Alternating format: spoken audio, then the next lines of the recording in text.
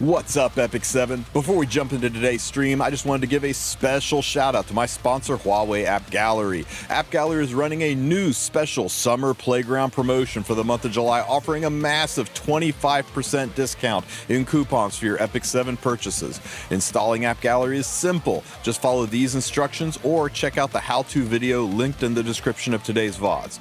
Once installed, claiming your coupons is as simple as checking out the promotion section and selecting your coupon. Then when you go to make your next purchase, the coupon will be there waiting for you, not just in Epic 7, but in all of your AppGallery games. Check out me getting this $100 pack for under $50. AppGallery has been nominated for the leading app store experience at the Mobile Game Awards, so do them a solid. Use the link in the description of this video to vote for them. Show them the support as a small token of the savings that they have brought us all, because HUAWEI has saved me tons of money across all the games I play, and I know they can do the same for you. Check out the link in the description of today's VOD for information on how to start saving with AppGallery today.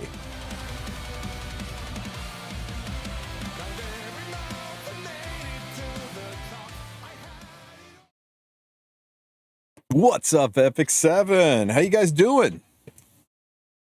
Glad to see you all here. Hope you're having a fantastic Wednesday night. Guys, get your shit done. Maintenance is starting in about 50 minutes. Make sure you get your Guild Wars done. Make sure you collect all of your events. We got a podcast night? We most certainly do, Ahmed. Mr. 43,000 hours. I know. I might need help. Let's see. Who are we going to hit? Let's hit this one. No. Let's hit this one. There's notes. We don't care. What Sue did looks tasty. Let's go ahead and do that. Is this... let's copy and confirm. Boop. Okay, let's see. This all looks good. Yeah, we just outspeed. Easy. And down here, which Harsetti is this one? How about no? How about we use this Harsetti?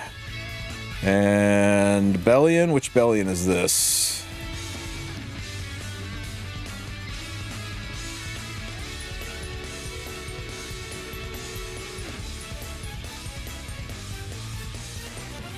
That'll do. Good morning from the Philippines. Still stand by that the Philippines has some of the most beautiful people on the planet.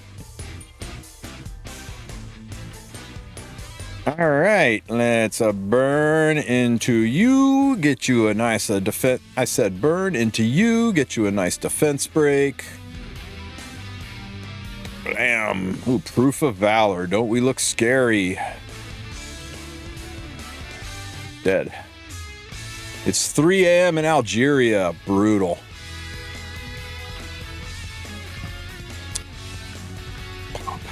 Ow. Oh no, my Zeno, no. How could this go so wrong?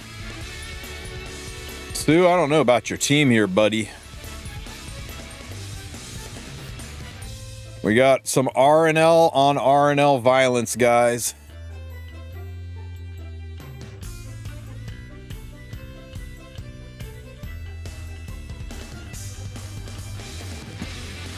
No, I win. I don't know. He's on Alabastron, so I've got a pretty good chance. Because I have 100% crit and he doesn't. Why would you put Rihanna and Lucielle on Alabastron? That's some crazy shit right there, guys.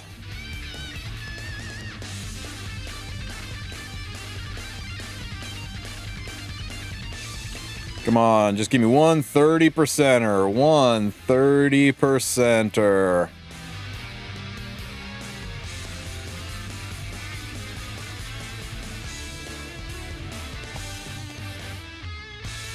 There it is. GG.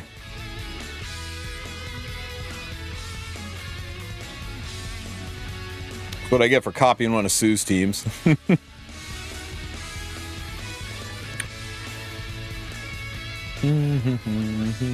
I've seen 30k HP Nodos. That I can believe. Wow. Wow. I didn't stick a single freaking stun. Really? I'd be really mad if I... No, I took the 142 speed one. I definitely took the right one. Stu, your team sucks. I gotta kill this.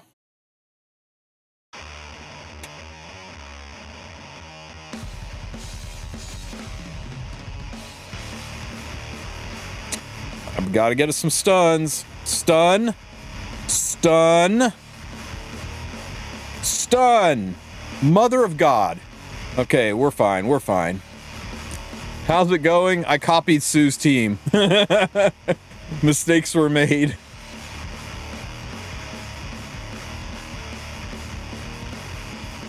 Stun. Yeah, now freaking Abyssal Crown's working.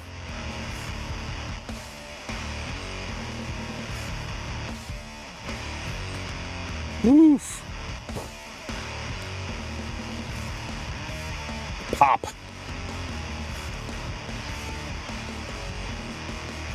This fan's gonna constantly blow hair into my mouth. Hang on. There we go. It's hot here, guys. It's really hot.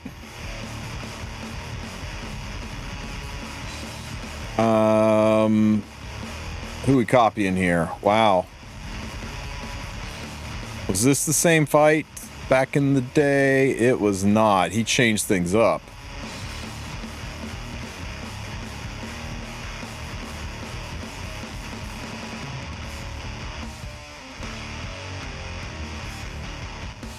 Yeah, this doesn't work with my slow ass Bri, although it would work with my wouldn't work with my Aram because he doesn't have anybody fast here though.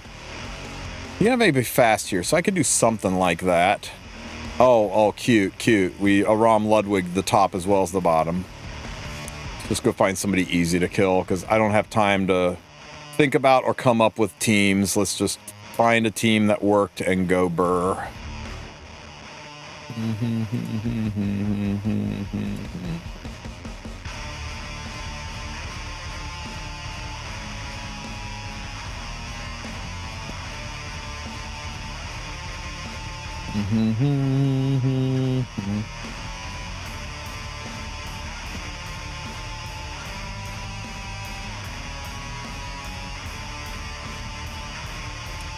Team won't work because my Bri is slow.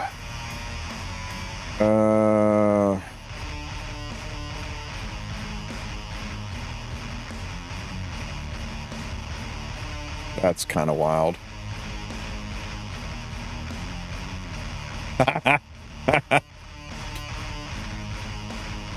You know what? I like it.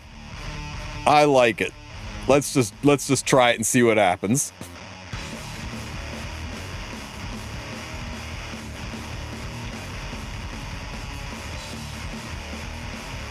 What I do in Hall of Trials, we'll do it here in a minute. It's 35. I think it was 38 here earlier, but now the sun's down, so it's a lot cooler.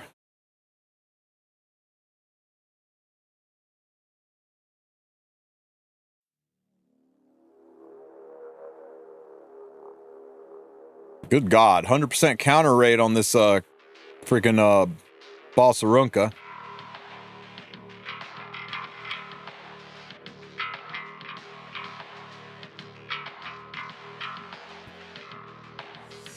Pop, dead. Pop, almost dead.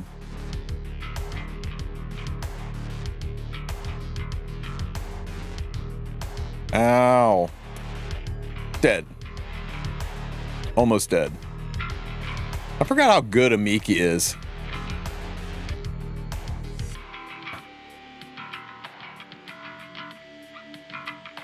Incoming.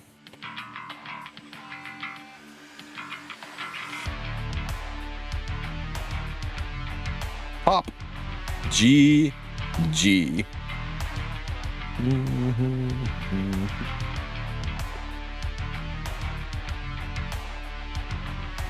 Uh-oh, she's fast, guys. Are we dead? Ross is going to S2. I hope he doesn't proc an extra turn and make my Moon Bunny angry. Moon Bunny angry. Do you think they will rerun Perfumer Bibulus? Yeah, I mean, eventually.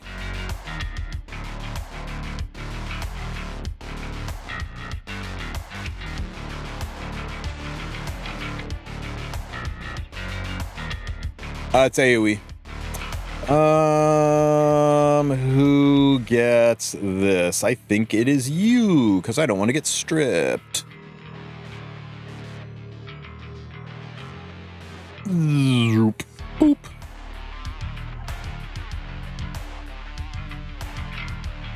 Pow.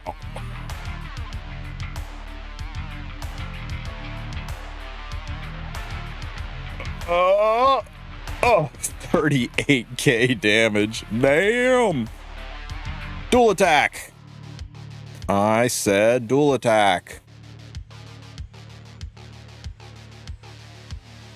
Dual attack. Come on, you're embarrassing me here, Lorena. Where's your dual attacks?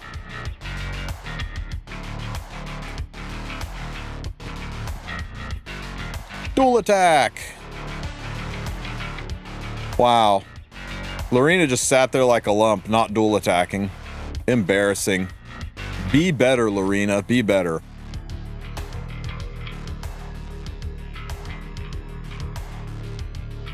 This one, not this one, this one, no, we already fought that one, this one, Money Man, let's just do it, let's do it, no, this is fine, this is a little kind of bold into this, no, this is fine, that's fine, and down here, yeah. Which one is this? Not this one. Let's run.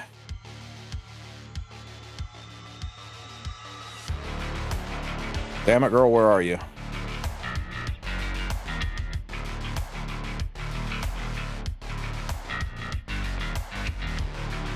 Uh-oh. Uh-oh. Okay, I guess we'll just run this one.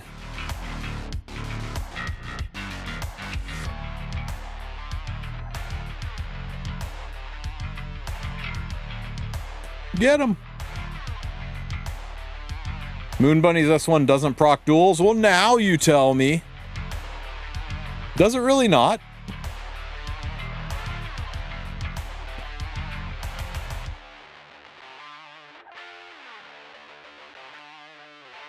Why not give her boots back? Because I'm lazy and we're running out of time.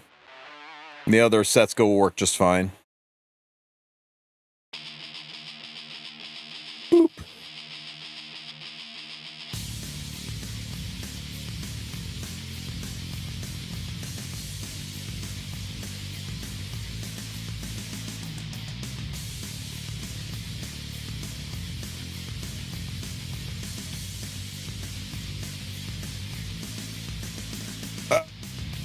Pop. Hilarious. Bye, Arby.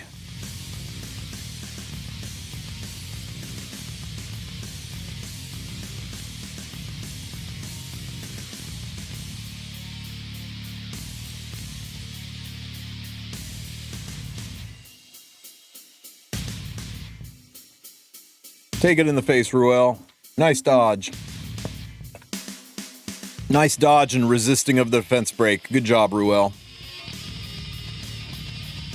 My Ruel has a lot of effectiveness. That's kind of crazy. Nice friggin' double hit. That's beautiful. Okay. Let's heal my ass up here. A little injury on the big guy.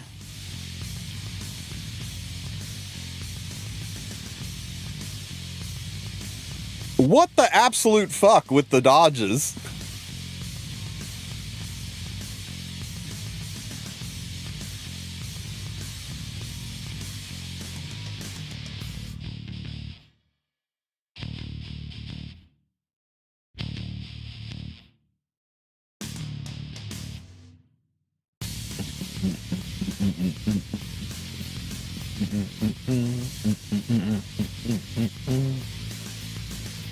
Here, hold this. Don't counter me. Effect Darnells are gaining a lot of popularity. Yeah. Ever since people start putting ER on Moon Bunny. No, she's on Symbol of Unity, not Oath Key. So that's why she's penetrating the evasion so much. At least it's not Nodos on Symbol of Unity. That is a giant pain in the ass. Oh, she is on counter set.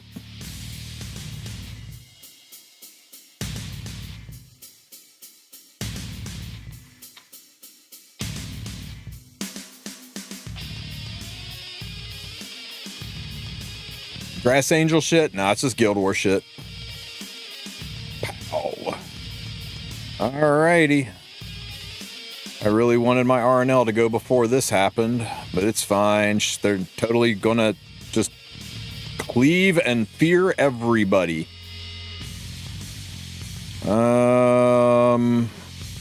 Provoke your ass. Or 15% it, because why the hell not? Let's make everybody Giga strong.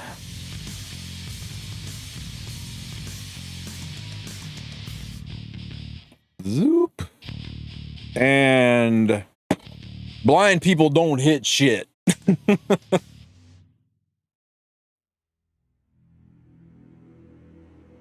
Nice miss. Can we counter? Wow.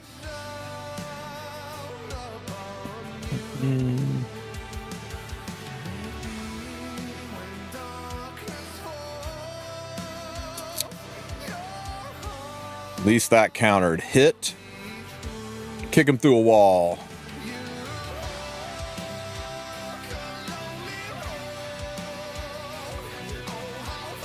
Thank God that's done. Oh, wait, almost done. You got your S3 up. Okay, provoke. Nice.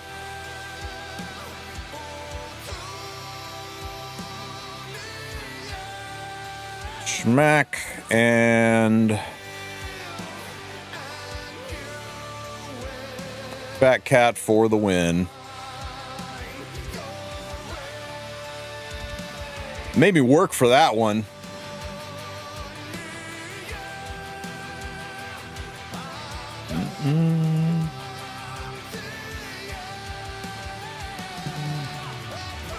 Okay, guys, make sure your guild wars are done. Please, for the love of God, make sure your event tab is cleared. So go check out your events right over nya. And make sure you've cleared this out and that you've spent all of your currency, because it is gone in 30 minutes.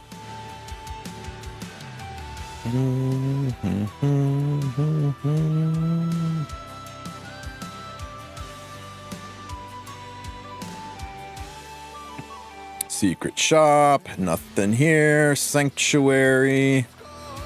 Chase the red dots. Get everything done. Microwave the cat. Wash the dinner.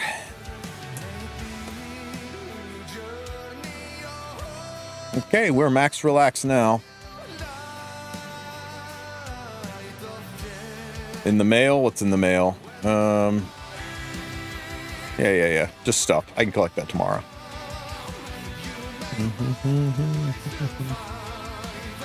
All right, we can chit chat while I do this BS. Am I ready for Ob? I got a whole ass week to be ready for Ob. Remember, she doesn't come out until the 23rd, so she is 7 days away, guys.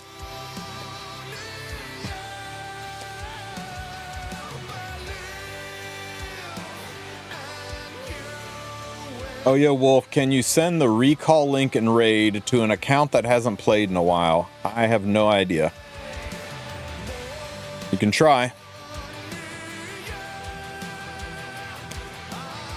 Hey, speaking of the music, Ball Johnson, badass name, by the way. How is it? It was too loud before. I adjusted it down. I want to make sure it's not overwhelming.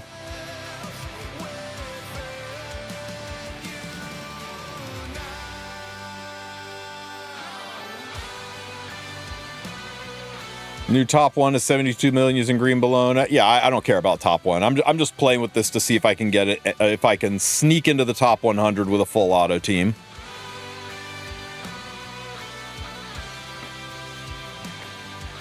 I'm right on the cusp. I don't think I quite have the damage to full auto top 100, but we're gonna give it a try. I got CPP this morning and built her. Then I heard she's going to move, or Kier's going to move top. Maybe CPP is still really good, especially if you have Ludwig, if you have Tayu.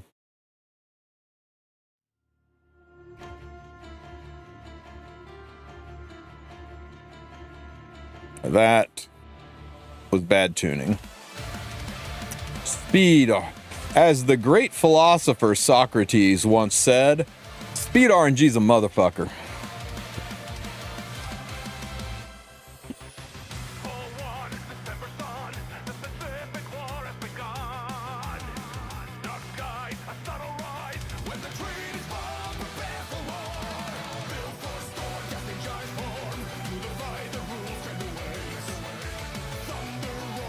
Some might go try hard and kick people out of top 100. Yeah, I honestly don't care. I've got shit tons of resources, and I am not going to go chase this. I mean, I could do it. I could build Dingo. I could get sweaty about it. I got 30 minutes left. I'm going to relax and enjoy chatting with you guys while we relax and wait.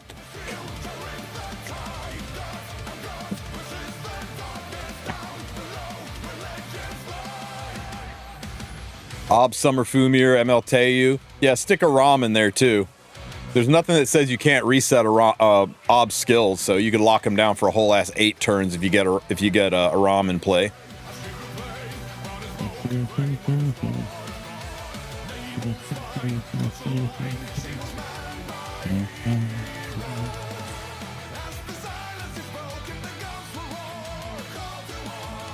Bam, counter, stack, and Ludwig goes and blows shit up.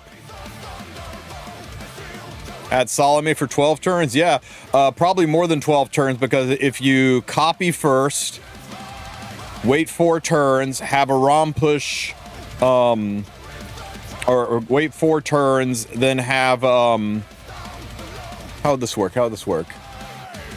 Have Salome copy, wait 4 turns, have a ROM push up Salome copy,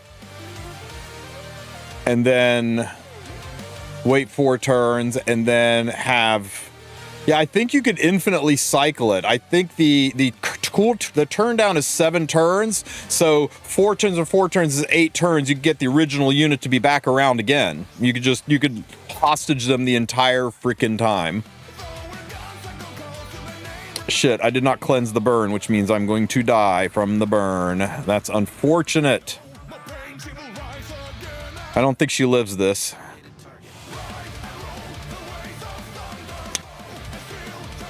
Bad RNG, dead. Okay.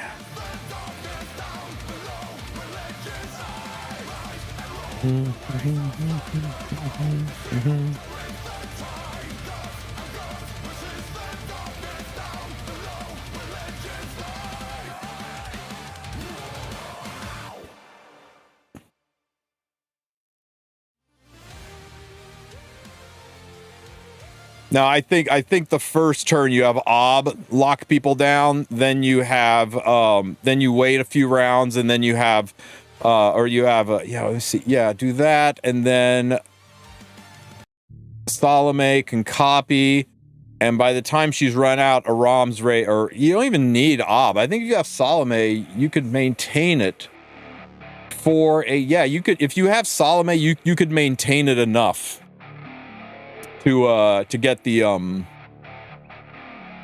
to get her to cycle around. You don't even need a ROM. Is that a new camera? No, I tweaked with the settings, made it a lot better. I redid the whole lighting array. There's no longer a light directly above me, which means I can wear the tinfoil hat and I don't go into darkness. I move the lights over there. I hung an additional backlight for the green screen up in the corner so that I don't have any tearing, you know, so there's no green blurring my hand. And then I reset the green screen background so you can actually like see my fucking hair. So yeah, it looks a lot better, doesn't it? Extra crispy. That's why I didn't stream Monday. Literally spent all day just doing AV work, rewiring the whole studio. Pleased with how it came out, but holy shit, it was a pain in the ass.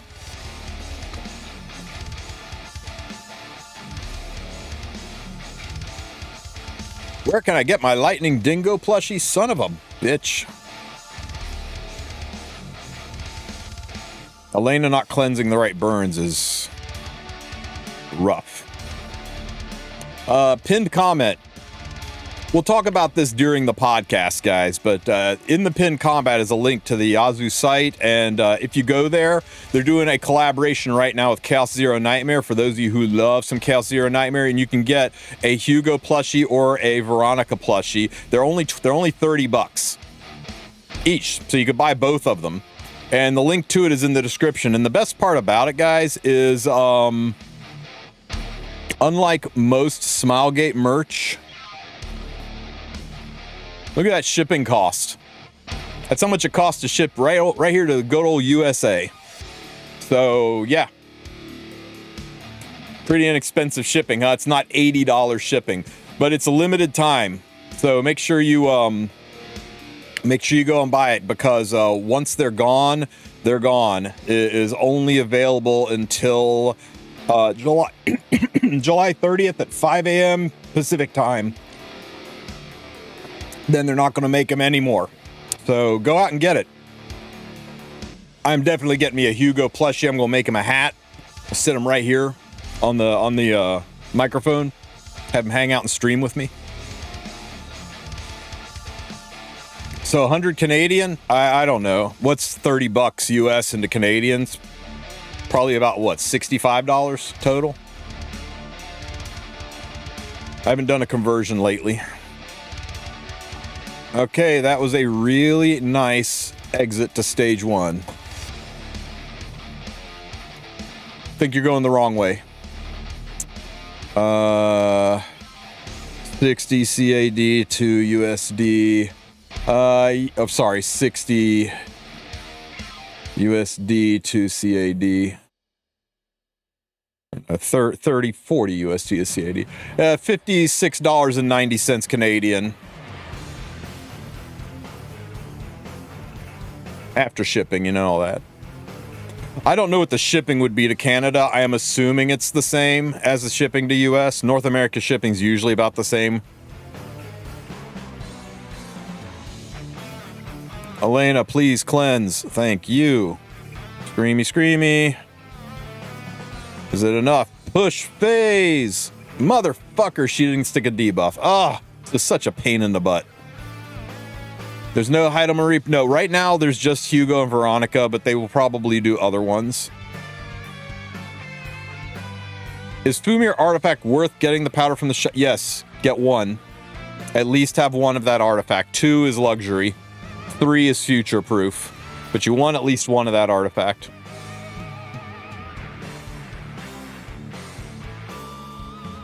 Why not use Fire Haste? Fire Haste does not give attack boost to the team and cannot wear the warrior artifacts. I'm literally taking a minus 16% attack, and there's no way I'll be able to get top 100 with Fire Haste. None of the debuff units give an attack imprint, except Clarissa. And being a warrior, she can wear Arunka's artifact for an additional 10% attack. So just gotta sit here and suffer it, guys. Sit here and suffer it. Dude, it's not too bad for anybody. I mean, we've all seen, like, oh, I want to order this $30 mouse pad. That looks pretty good. $80 shipping. Yikes. So I'm pretty pleased with it, to be honest with you.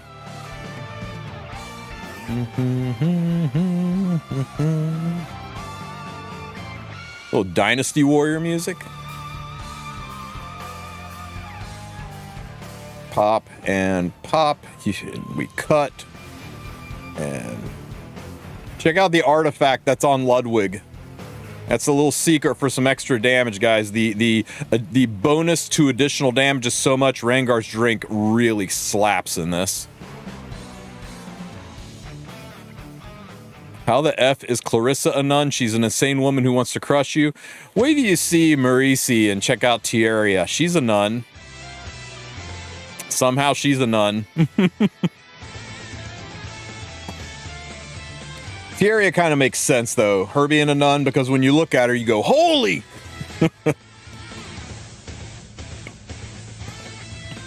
Okay, please cleanse Ludwig and Arya. You can do it. Ludwig and Arya. Oh, at least we got Ludwig. Fuck, Arya's gonna die from the burns.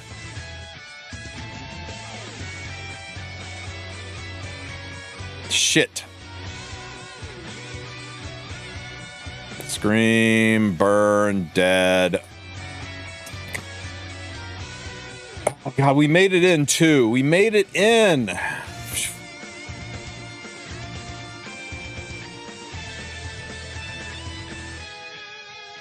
Not for today. He was on very, very recently.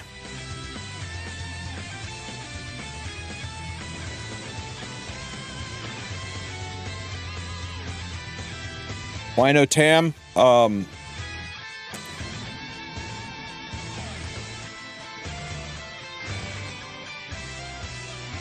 This just works better for full auto. It is RNG hell, but it's fast.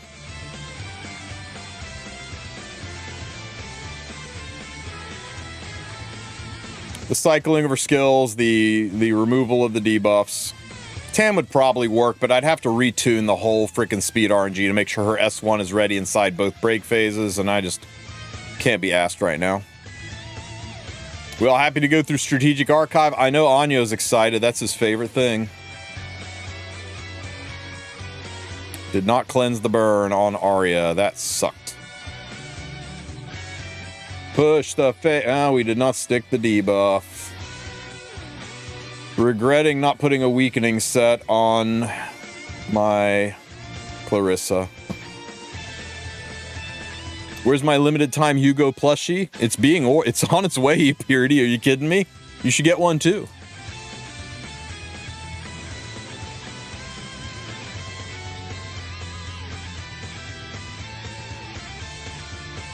With ML Vera, I think it's really going to hurt to lose stats from other sets to just go weakening set. The problem is her skills require it. Ludwig, you can get away with a speed set. I think if she doesn't stick her debuff, she's not a real unit. She damn near requires that set. It'll get here in December, apparently. Don't care, as long as it shows up. What artifact is on Elena? She is on Queen's Whistle for additional attack for Ludwig. Okay, cleanse front and back. Front and back, front and back, front and back. Okay, we at least got the front. Push phase. Yes. Stealth up. Barriers. Let's go. Yep, that is true.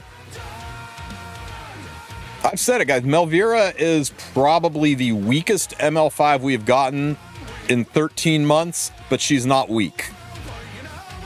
She's just standing in the shadow of giants. Look at the three most recent ML5s, right? Nodos, Salome, Rihanna, and Luciella. She ain't those units. I think she is on the same power level as ML Arya, right? ML Arya is insane in her niche when she is prudent, and Elvira is going to be insane in her niche when she's prudent. But you can't compare ML Arya to, you know, DN or Lady of the Scales or Nodos, right? They ain't even in the same weight class. Does that mean that ML Arya is bad? Fuck no. It just means she's the weakest ML5 of the past 13 months. And that's going to be very, very similar to Melvira. So don't get it twisted, guys. She's going to be really good. Anybody that tells you she's not going to be really good is really underselling her kit. But she's not going to be RNL good. She's not going to be Nodos good. That's my take on it. We'll see when test week happens and how she performs. Push phase. Pop. Give me barriers. Let's go. Hit everybody. I think we got it, guys. You need to convince Vic Chun. Now, Vic knows. Vic was going for clicks, and I can't blame him.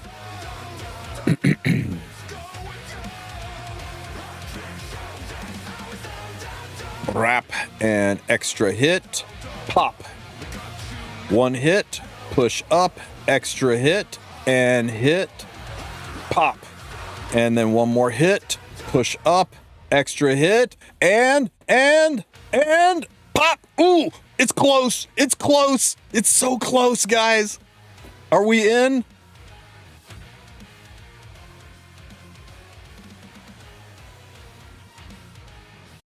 Did we make it? I don't know. You tell me. I'm here early to set up. Full auto, top 100. Let's go. Let's go. Oh, you actually did get it. That's crazy. Rank 24. GG. Full auto, rank 24. Oh, super crazy. feeling good now. Feeling good.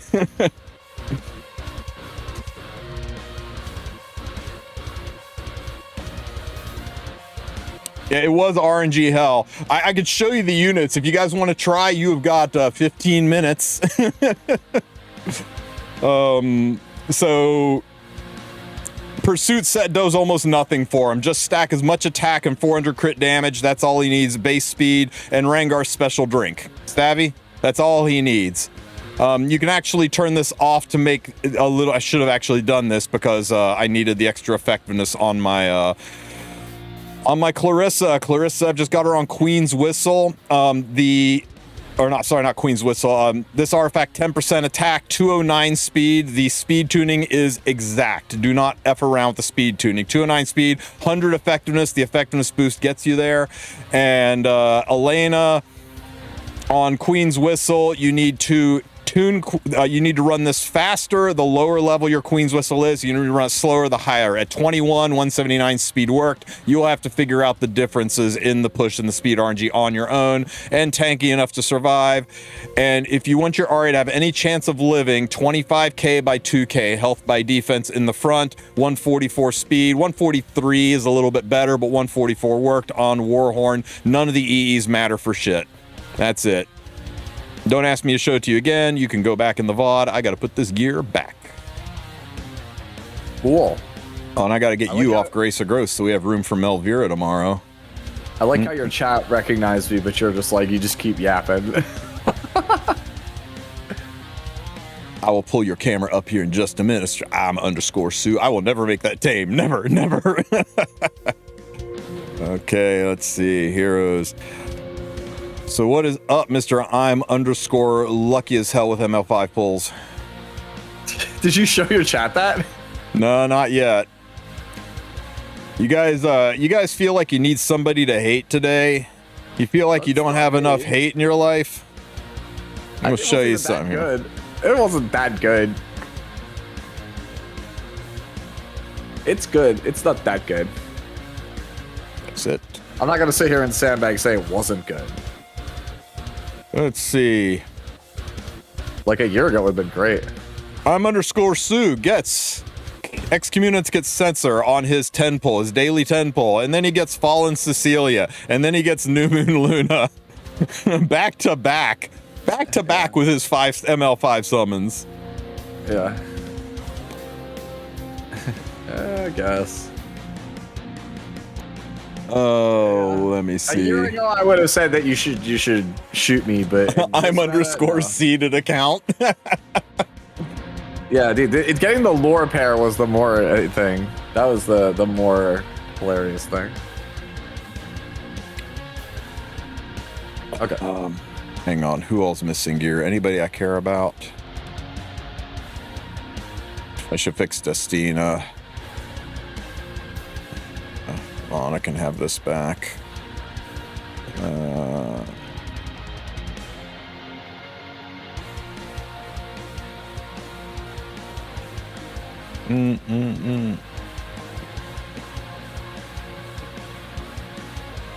No, we good. Okay. Let me just make sure I have nothing left to do. Donate. Oh, I do need to donate. Oh, I've donated maximum. Hey, I know some of you guys out there have gotten kind of hosed on your guild crests. Smilegate's aware of the issue. We've sent in tickets. They are currently investigating it. Definitely send in tickets yourself. Right now, the primary fix is to restart the game, and if they don't appear in your inbox, a lot of people are just getting the 100. They're not getting the guild ones. So if you didn't get the guild ones, try restarting the game. If that doesn't work, uninstall and do a fresh reinstall of the game. If that doesn't work, send in a ticket. And they are looking at them. Hopefully it gets resolved and you guys are able to get your stuff. It's a giant kerfluffle. I wish they had just straight up said, hey, everybody, here's max rewards for everybody. We'll do it right next time. But, you know, that's just my thoughts. But here we are. I guess we'll see how they fix it. But definitely put in tickets. You will get a response telling you to do what I just told you to do. Telling you to restart the game. If that doesn't work, tell them that didn't work and keep after them. Where's your cam, Sue? Sue cam. Nope. Oh, I need to pop you out. Yep, I changed the background for tonight. I decided not to pick the sea creature with the dumpy. Woo! I went with something Giant cooler. Sue in freaking 4K. Holy shit. Yeah, apparently. Wait, welcome to get shot. What did I do?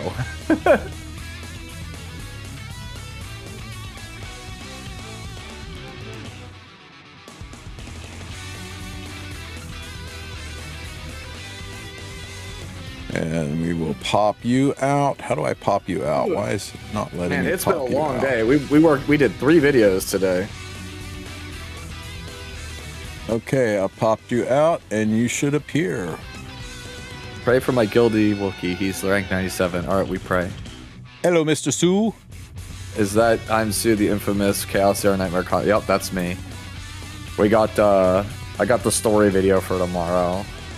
I was recording that. That's why I kind of like came in late. I literally like we woke up, we did the patch notes, then we went to go do the OB video. Then after that, I was like take a quick break and a shower, and then go work on the CZN video. And now here we are.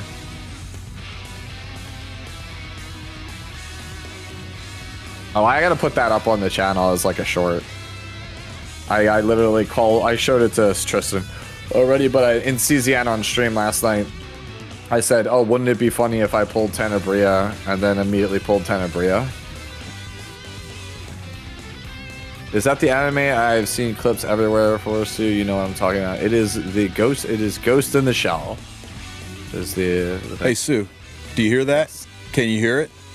It's the approaching. The approaching Anyo. What's up, Anyo? Yeah. He's muted. He's muted. I'm a big Ghost of the Shell fan. I'll be right back. I'm gonna go get a glass of water, and I'm gonna prove to chat that I'm a Ghost of the Shell fan. Hey, while Sue is taking a tenderfoot time out there, I'm going to take one more time to plug this, right? Smilegate is collaborating with U2s to bring you some plushies for Chaos Zero Nightmare. You can get a Hugo plushie and you can get a Veronica plushie. Definitely want to check it out. The link to buy these is pinned in the in both of the chats. So definitely go pick yourself up a Hugo and a Veronica plushie. Even if you don't play CZN like me, I'm still getting me a Hugo plushie. I'm gonna make Hugo a nice little hat to wear, and we'll sit him right here on the microphone stand. He's gonna chill out with me during stream. But realize this deal is gone July 30th. You will no longer be able to pick up either of the plushies. It's limited time only. So if you want to go get yourself a Hugo plushie or a Veronica plushie, the nice thing is they're only $29 US. And here's the best part. When you go to pick these things up and you slide over to the store and you go to buy them, check out the shipping. We're so used to the shipping from anything Smilegate being ridiculous. Look at that. $9 shipping to the USA. So it's only $38 to get these things. Yeah, it's only $9. So for $38.99 US, you can get yourself a Hugo plushie. Definitely do it. They're too good. I handled them. They're good quality. They're about this tall.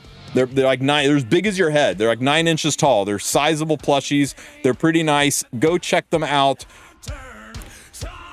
Link in the link in the pinned comment section. Go pick yourself up a Hugo or Veronica plushie before, or, while supplies last. Yeah, you got saw it in person at AX. What was your experience getting your hands on the Hugo plushie as a Wulf? I tried so hard to steal that plushie. I'm not even telling. I'm not even kidding. Like 4 times. All right. Yeah. Well, it'll focus you. Yeah, hey, Anyo, do me 2 favors, Anyo. One, can you kick is there any way you can bump your microphone level up about 25-30%? Is this better? You guys hear him okay? How's he in relation to me and Sue talking? Yep. There you go. I'll show this off while you fix the mic settings. So for everybody who want to know, is he actually a Ghost of the Shell fan? So I have a 7th scale picture of the Major, and then also just for shits and giggles because I like showing off cool things. We were watching like Ghost in the Shell yesterday, and yeah, that character is actually really cool. Major. Yep. There you go. Nice. Oh, there was writing on there. I didn't notice the writing. Yes. Yeah, it's signed by Major Kusanagi. Yeah, it says "Follow your ghost." Did anybody else not notice the? Anybody else not notice the signature? Yeah, this is like my random. This is my random book of just random sign shit. So there's Shinji Ikari. It's Casey from Goddess of Victory Nikkei. That's a Mustang. So yeah, I go to a lot of conventions, okay? I go to a lot of stuff. Just a few. Okay, guys, we have 5 more minutes before the maintenance starts, and we can dive into it. Yep. I just have my figure of Law, which is right above my desk, and also the Yamato, both from One Piece. Yeah, for anybody who doesn't know this man over here, follow him. Click his link in the description of the video, because when Strategic Archive comes out, this is your God. This is your savior. He is the light. He is the way. You will wake up every morning praying to Anyo to lift you up and deliver you from the sins of Strategic Archive. With Anyo, you are strong. With Anyo, you are saved. Praise be to Anyo. Amen. I'm gonna wake up and immediately start playing Strategic Archive and regret my decisions 5 hours then. He's the best cleave coach. You sure about that? Yeah, I don't know. You're saying that. You're saying that in front of I'm_Cleave. That's crazy. That sounds like Boyle propaganda. I do have proof that I may be a cleave. I just rolled this one today. I saw this, dude. This 24 speed weakening piece. Come on, man. Where's mine? I'm just fast like that. I think I know what this is. Before I even click this, somebody said, if he's such a Ghost of the Shell fan, is he willing to buy this? I'm assuming that this is the 1/4 scale Major Kusanagi based off the 1995 film. That stuff is crazy. Let me see. Is it like the... No, it's not. Okay. Yeah, this is the life-size one, so it's $8 grand. Yeah, this is the 1:1 scale. Yeah, nah. All right, I'm not that crazy. I would not buy an $8,000 1:1 scale Major Kusanagi. Oh, Luna stole the ring. I thought you were gonna link the 1/4 scale Major Kusanagi where she's not wearing any clothes. Would you buy that one? Probably not. Yeah. I saw Hezmana almost bought it when I was with him one time. I'm pretty sure if I'm getting a figure, it has to be Doro. I'm pretty sure I put that on pre-order. Oh. Yeah, it's the Doro. That'll have to do. Yeah, on pre-order. 8K, of course, the mega fans like Sue over here, who is most likely going to invest into it in the future. No. If I'm gonna buy a crazy, it's the same studio too. If I'm gonna buy a crazy figure that's like that, hold on, I'll show you. I'll find it. Yeah, you want to see you want to see like an insane figure I would actually buy that's like way too much money. Yeah, all the figures I see is like 200 early. Yeah.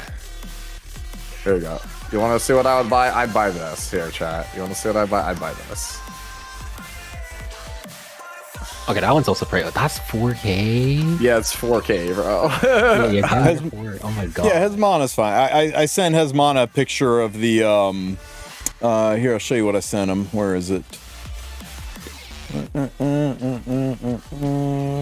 Where are you, Hez? Mine. I have not lost my mind. Yeah, I sent this to Hezmana because he's an APOC Ravi fan, and he responded, said nice. You guys like that? ML Ken, Robin, and APOC Ravi. Yeah, I have their contact information. They gave it to me. I just haven't posted it. My chat was brutal. Chat told me to go over and crit ML Ken. I was like, "Are you crazy?" Yeah, so I told him that. I did see that. I saw that in your chat. Yep. I told Ken that chat told me to crit him. He said, "Don't do it." I told APOC Ravi that she was my friend's favorite, and she smiled. And I tapped Robin on the shoulder, and she looked at me. I said, "You really deserve a buff," and she cracked up. So they were so good, right? They were the E7 presence at Anime Expo right there. Yep, that was them. Yeah, I talked to the girl who was APOC Ravi. She said that their next cosplay for the next con is she's going to be Landy, and I think the girl who's Robin is going to be Flan. Yep. Didn't she do Urban Shadow Shoe last time? Yeah, she was the Urban Shadow Shoe you may have seen on Reddit before. That was her. Yeah. Her cosplays are really good. You would never guess it's Robin. It's just because you haven't played enough Robin. I think it's freaking on point. It's really good. It's pretty close, yeah. How to spot a fake Robin fan. Man, what a peak design. I think she did a really good job. She's even got the suitcase. I mean, suffering for your arts, carrying that heavy-ass bag around the entire expo just to simulate the suitcase. She had the jacket, but she wasn't wearing it here in this. But there were other points where you could find her in the jacket. Like she was Robin on one of the on 2 different days. One day she had the coat, the other she didn't. So. It's pretty hot over there, so I'd imagine. It was surprisingly comfortable. No, I don't think I complained about the heat once there. They were at the Chaos Zero Nightmare panel on Friday night, and a decent chunk of people knew who they were because people play both E7 and CZN. They play both games. Mm-hmm. Well, guys, hang on a second 11. Here. All right, guys. Well, it is 11 o'clock, and we are now in maintenance. If you did not get your stuff done, if you failed to pull your Fumir, well, that sucks. You're going to have to wait a whole ass year for her to rerun because that banner is gone. The game is down for, 5, maybe 6 hours. And when the game comes back alive, we're going to have a brand new ML5 to goon over. And for those of you expecting to pull Ob when the game comes back up, tough. It's another week before Ob comes out. She comes out on the 23rd. But I want to welcome to today's podcast my rock, the GOAT. I'm _Sue. And also, the man, the myth, the legend, Anyo. For those of you who don't know who Anyo is, you need to follow this guy right now because when Strategic Archive shows up, he is going to be here to save your ass. Hey, Valky, thank you for the raid. Welcome, welcome, Raiders. We are just getting started. Anyo, tell us a little bit about yourself. What are your likes, your dislikes, your kinks, your turn-ons? What do you do out in the world so that people can get to know you a little better? Okay, I've been in the E7 community for about, I would say 3 years now, but I started making a lot of content more towards the 2-year mark, and now I've grown quite a bit. At this point on YouTube, you probably know me for, Tristen said, the Strategic Archive guy, and I'm going to be suffering tomorrow doing that. Otherwise, you can catch me on Twitch. I play RTA. I'm a regular Emperor climber. And otherwise, I do also provide character guides on how to build characters from my perspective of, climbing PvP all the way to Emperor every season. Yeah, Anyo's, I've been, I remember when Anyo was a newer player, so it's got a crazy, he started, it's started from the bottom, now he's actually consistently at or above my level for RTA, so it's kind of crazy. Yeah. I was a champ, hard stuck champ. Yeah, and now he's gotten a lot stronger for PvP, which will come into play I think later on in the podcast because we're gonna probably do a retrospective on the current state of the game, especially when we talk about warfare rules, what it was versus what it is. Oh yeah, Warfare changed a lot this next season. A lot. Yep. All right, guys. Let's just jump into it and talk about the update, and then we got two of the best unit analysts on stream with us, so I can't wait to like get into the weeds talking about Melvira and Ob with you guys. But before we jump into that, let's go over all of the things that are happening when the game comes back alive tomorrow morning. Before you do that, you should share your screen so Anya and I are not on a 30-second delay. I thought I was already doing that. That is That's right. crazy. Okay, hang on. Doobie-doo, projector, new window, make it big because OBS is dumb like that. And we click this and we share this. And oh my God, look at that. You guys are current. Okay, let's go. Look at that. All right. Let's go find those notes. I love patch notes. Beautiful. Okay, guys, as you probably already know if you've checked the game, we are in maintenance. Maintenance is scheduled to be 6 hours, but they usually come back a little early. It's not guaranteed, but they're more often early than they are late. When the game comes back up, Melvira's banner will be live, as well as all the additional changes. World Arena Tournament, Sirmia's Letter of Recommendation event. So this is a special tournament that's going on that smacks of something Etheria does, right, Sue? Kind of. Like, so Etheria has this mode that it comes around on weekends. Essentially, it's like, hey, the weekend is here. There's a new queue that's only open during that time. If you queue into it, you'll be matched against like roughly 15 other players around your skill level, and you'll all get paired in a 16-player bracket. If you win your first match, you go on to top 8, then top 4, then you go to the finals, and in the finals it's usually like best of 3. And if you win the finals, then you get like some kind of frame or some kind of reward, right? That's usually it, but it's mainly for a couple reasons. One, it's just something fun to do on the weekend, and two, it's just good practice for like tournament formats, which spoiler alert, there's a major one at the end of the year. You may have heard of it, called the E7WC. What? So this is basically their way of saying like, hey, here's your weekend practice every week leading up to Worlds if you want it. So I love that they're doing this kind of stuff, right? I mean, we usually just have E7WC about this time of year, and then that's it. And then the entire rest of the year, there's no real combative tournament. I mean, you know, creators will do their own tournaments here and there. Sometimes they would do caster tournaments, but it really didn't keep the hype going. And that was one of the promises for 2026, was to keep the RTA tournament hype going. We started early season with the Masters tournament. Now we're rolling into these weekend tournaments, and that's going to take us all the way into the E7WC, which, if I'm not mistaken, is slated for late third, early fourth quarter. Yeah, it should be pretty soon, relatively.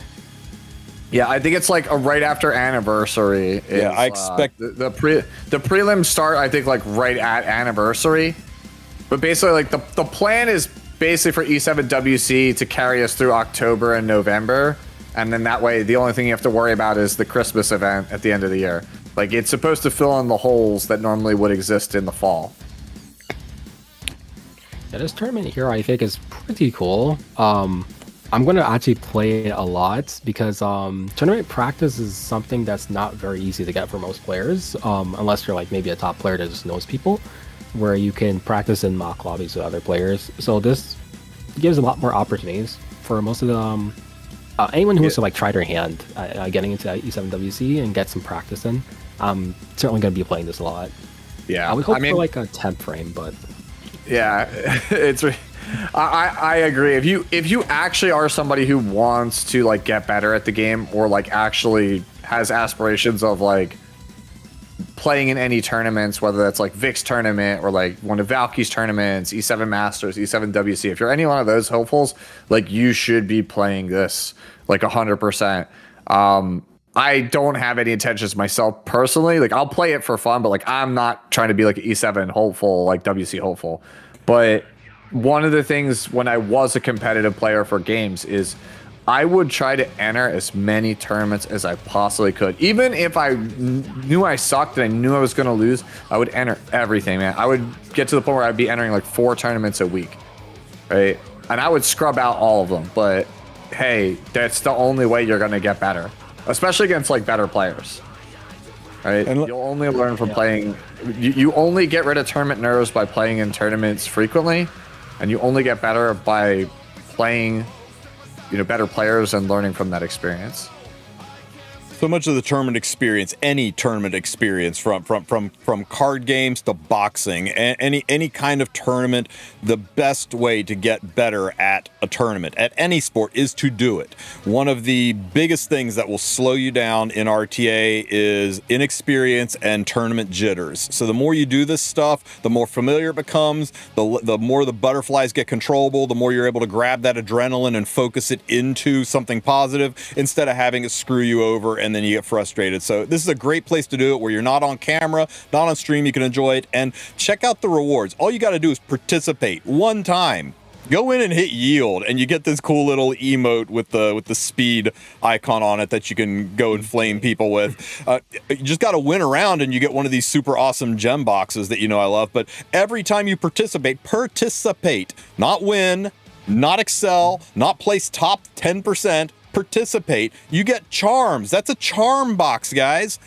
I love that they are doing this. We've been asking for a PvP shop, for an RTA shop forever, and these are steps in that direction. These are steps with them saying, let's see if offering rewards that are tied to RTA pisses off the community or if they like it. Because that's the big fear about an RTA shop, is the pushback from people saying they feel forced to do RTA. So it's stuff like this is good. It shows that they are willing to reward us, to incentivize doing PvP, and that just pushes us closer and closer to shops, in my opinion.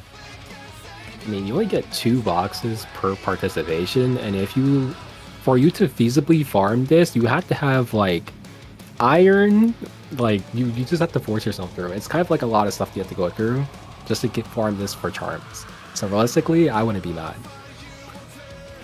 Yeah, no.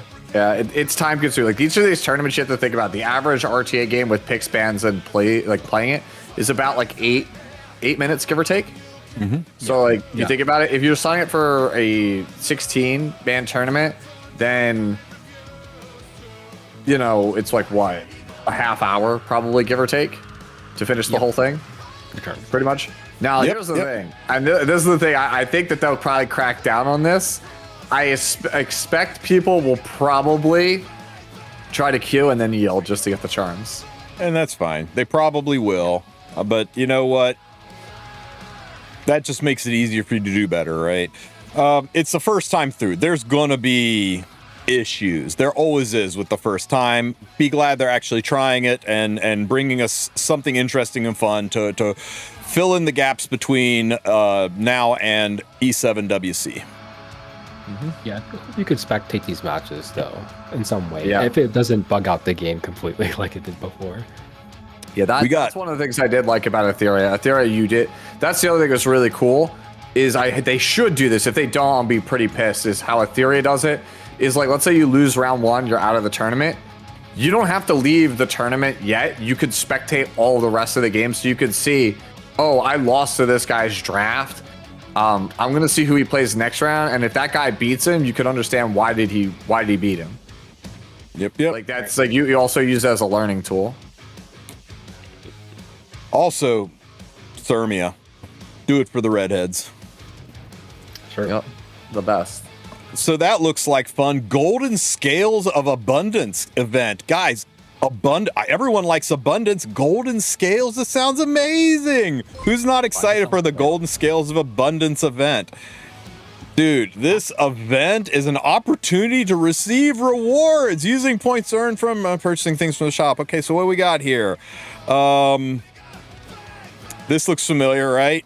The more you spend, the more you earn. Yeah? Oh boy, it's class. Yeah, wow. Last RNL packs, $500 for 2 Cosmonium pieces. This one, $500 for 1 Cosmonium piece. Yep, this is very, very cool. Yep. Cool. Before it was $250 to get to the 1 Cosmonium, $500 to get to 2.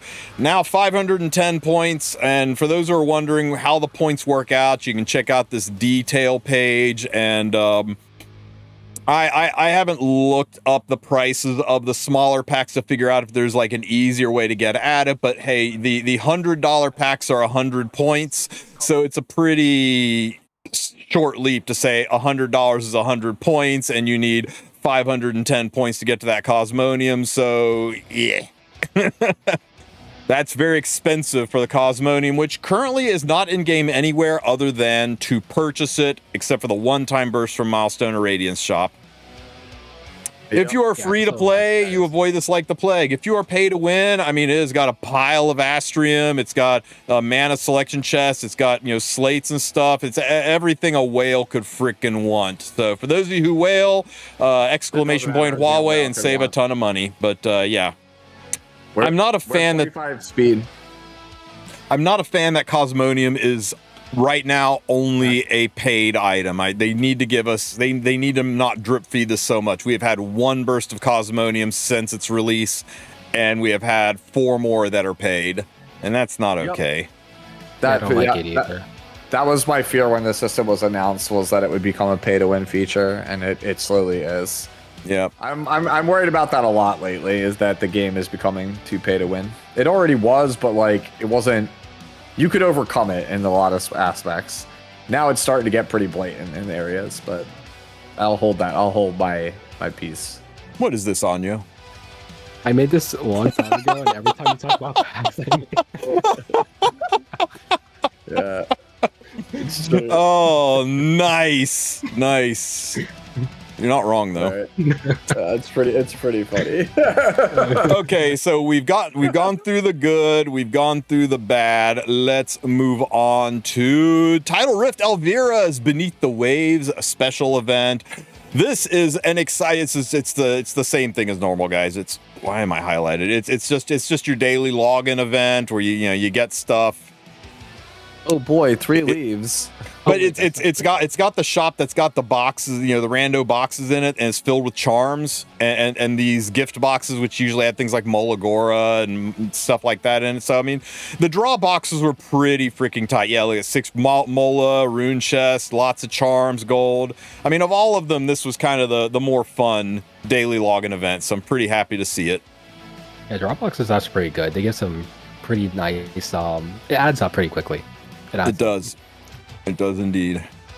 Radiant Light Illuminating the Abyss. Special packs. Guys, we got more packs. More packs. Oh my god. It's just the daily ones, right? Every new unit gets the special bonus packs. We all see these. This is nothing new. It's just a reshuffling to center around the new unit. The premium Mystic packs are honestly lifetime packs. Yeah, I mean, if you are starving for Mystics to pull the ML5, these are usually better than Mystic packs. They bring back the 200 leaf pack, though, because that's literally the best pack in the shop. That 200 leaf pack was pretty sexy. All right, we have tortured Sue enough with packs. Let's move on to the actual update. All right. The good stuff. All right, guys, I misread this before. I was like, July 3rd, but it's July the 3rd week. So this is actually correct, not incorrect. It was just a weird way to English it. Let's just check the summary. You want to go check the summary? Okay, yeah. Let's all ooh and ah the summary. Through your downfall, I shall prove my worth. I love this character's design, personally. What, Through your downfall, I shall prove.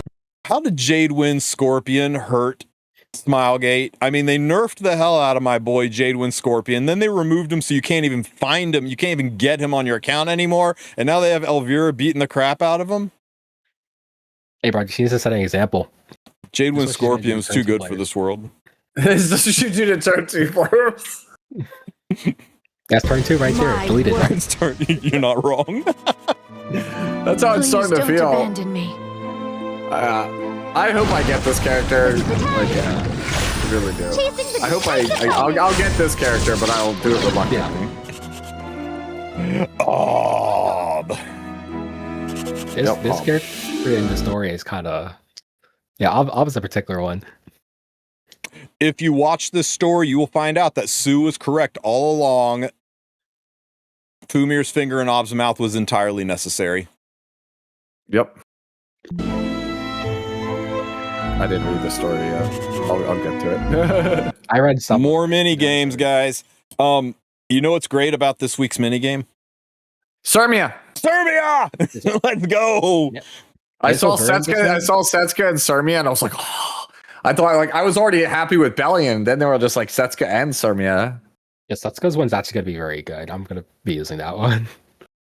Yeah, I'll probably use the Sirmia one. Oh, hell yeah. Yeah, I'm waiting for Setsuka and Elvira's background. Those are the two I'm going to use.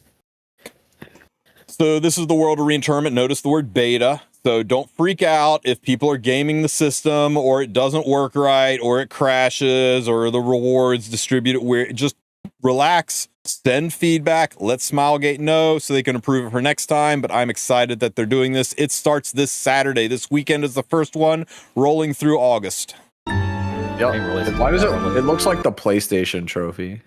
Like you got a platinum trophy. There's a Primo gem on top. Yeah, there's Primo gems on top. It's true. Oh wow, yeah. You got a sneak peek, guys. You got a teaser. Decrease evasion by 30%. Who drafts like that? Like who drafts like that? Like look at the left side team. I didn't even notice. Rebellion, so I can draft Luna. Yeah, bro. So I can pick Rebellion, so I can draft Luna. Then I pick, like, I guess Dan makes sense. Like Arby though, like, come on. There's better cleave DPS for that. Wait, what are they even fighting? Is that Arowell? What's even on third pick? Tori? I think that's Tori. It's Tori, dude. Wait, dude, he's Cleaver. What's going on here? You're giving Carrot crap, but he's Warlord with that team. Oh yeah, you're right. Whatever. Dude. This is Warlord gameplay. Oh my god. So I will have a guide for those of you who've never played Ancient Inheritance. It'll go up Friday morning. Season 17, based on the graphic and what I've read, it's the exact same thing as it's been the past 12 seasons. So for those of you that this is your first or second time in Ancient Inheritance, you guys are going to have a blast. For everyone else, yeah, this again. The rewards are sick. Resident Sleeper, bro. I am checked out on AI. I used to like also do everything with Tristen when this thing came out. Now I'm just like, nah, Tristan's got it. This is for the birds, bro. Like we over this. I had a very long Zoom meeting with Smilegate, and this is one of the things that I hammered on, is like they have a plug-and-play system ready to go. They have the older Egyptian-themed system, and all they need to do is alternate them, so at least it feels different, and maybe throw a third version in there. They've got the data from the April Fool's event with the Mort and the Ice World, and they could do that. They could very easily make this so that it is just a little bit different, so it feels new, and it doesn't feel stale, because right now, after 12 seasons of the same thing, it's stale. We all know what comps we use. We all know what teams we're on. We just go in and push buttons. It's not engaging or exciting anymore. But if you are new and you've never done this before, don't let other people gloom and doom you. You are going to have so much fun your first time through this, and even your second or third time through this. And then you can join the rest of us and say, my God, this is stale. I wish they would change it. Oh, yeah. Yep. Don't worry. I'll just look up YouTube/Tristen Wulf Ancient Inheritance. Yeah. So we talked about this, the letter of recommendations. The dates are a little bit weird on there, but it's going to start this coming weekend on the 16th.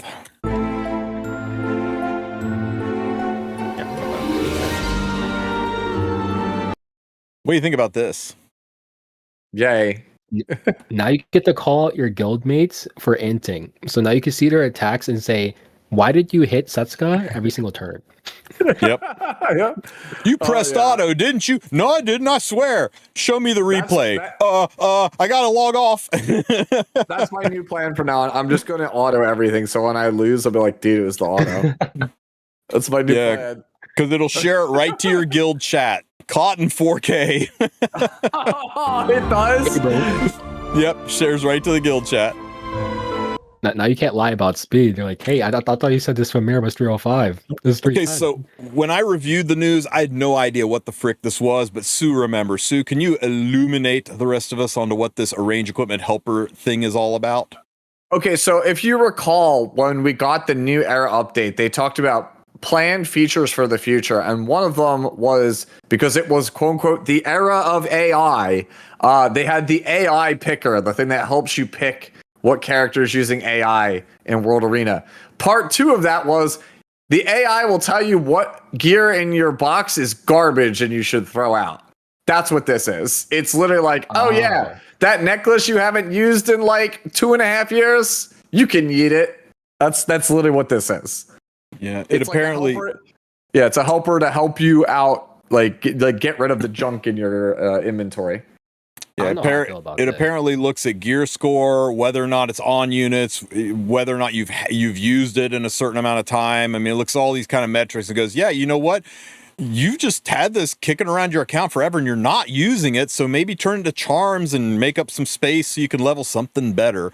So this will be nice for newer players. It'll be dangerous for newer players. We got to see how good it is. I can't wait for it to tell. Yeah. I can't wait for it to say a 21 speed piece that's 85 equipment scores trash. Because look, it's recommending pieces that are currently on units. So be really careful with this.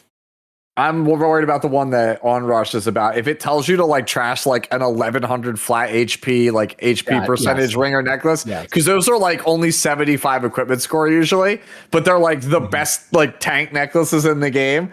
If it tells you to trash that, I'm gonna be like, oh, bro, who programmed this bot? It's terrible. Yep. Yeah, because I think the only thing for it to auto scan usually would be like the high speed pieces, but usually those tank pieces that are like HP main stat and then like 1000 flat HP, or defense main stat and like 500 flat defense or whatnot, you know. Yep. I feel like it's going to trust those pieces.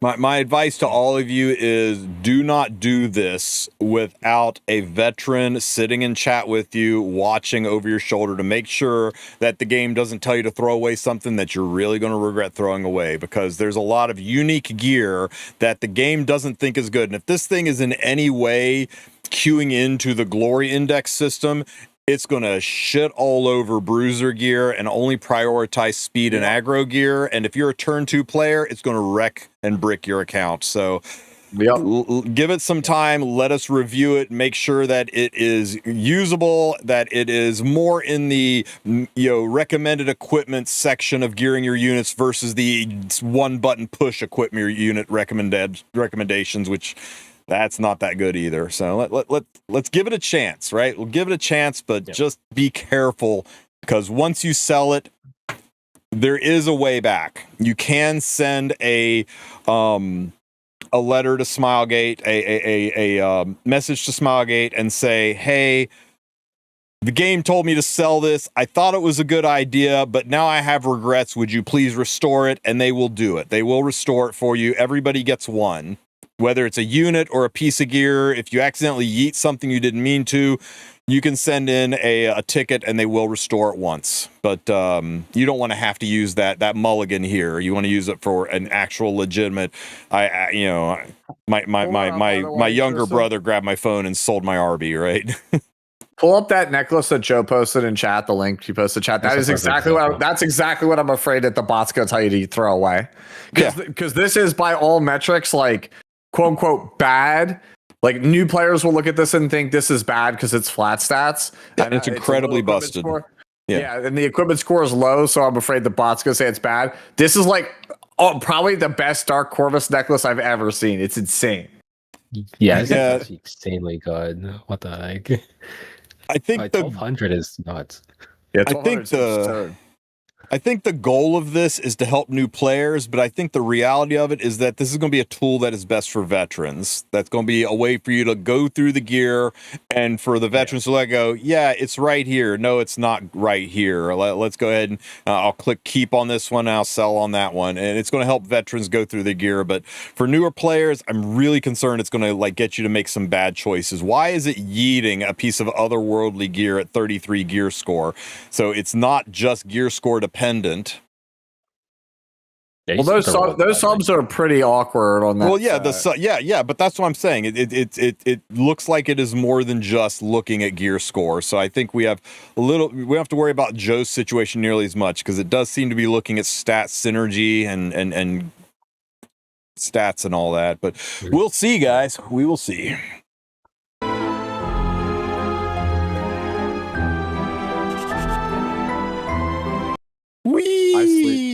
I sleep, bro. We'll talk about Astrium a little bit later. No, please go. Balance adjustments going through. There were a couple of minor changes to the balance patch. We'll talk about that a little more intensively, and I definitely want to get your guys' takes on the balance adjustments. Yeah, I actually don't know the minor changes at all, actually. It's largely revolving around LQC, who, by the way, is the exclusive equipment here. LQC and Faithless Lidica. Finally, Faithless Lidica is getting that speedy E that gives her stealth on turn 1, so she could be an effective unit, right, guys? Nope. Right? Nope. Right? Stealth. Right? No, man, it's so close to being good. It's so close to being good. Okay, Hall of Trials, Expeditions, and Strategic Archive. All right, guys, I got this. I'll take the Expo guides. Tristen gets the Hall of Trials. Anya can have the Strategic Archive. Let's do it. May God have mercy on your soul. Yeah, here's how you do Expedition, guys. You build Commander Lorena, you hit auto. You get one. You get your score. Yeah. You get your score one time, then you hit this button called Sweep until you're done. Oh my God. Okay, now recordings I have is crazy. For those of you who have been miserable the past couple strategic archives because it's been RNG archive, the very first one they did of this was elegant. It taught strategy, it taught team synergy, it was all based around real world scenarios with only 1 or 2 exceptions. It really was strategic archive. And then they decided, like, now we're going to F with people. Now we're going to make it like figure out the silly interaction and just get lucky and make sure you do the right thing. And if you don't hold your mouth just right, you friggin' throw your phone against the wall. What was that one where it was like a 340 school no Shoha? I was like, I'm good. After this one, it's like you just can't outspeed it like at all. It's like impossible to outspeed it. It was with Yoha, right?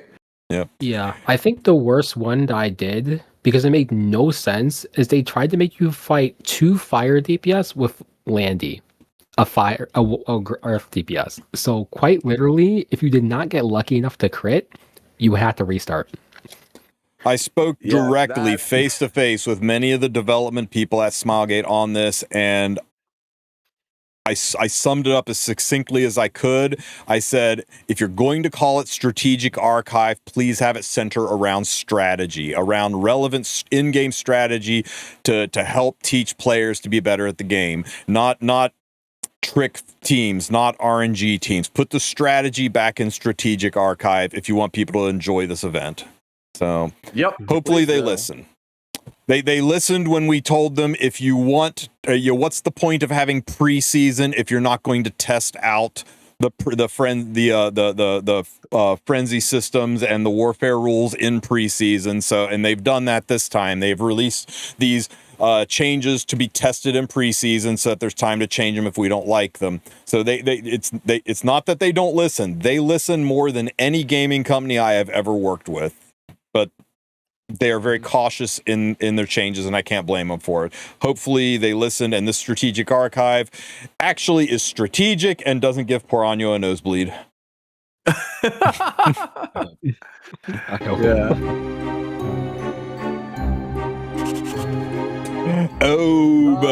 No.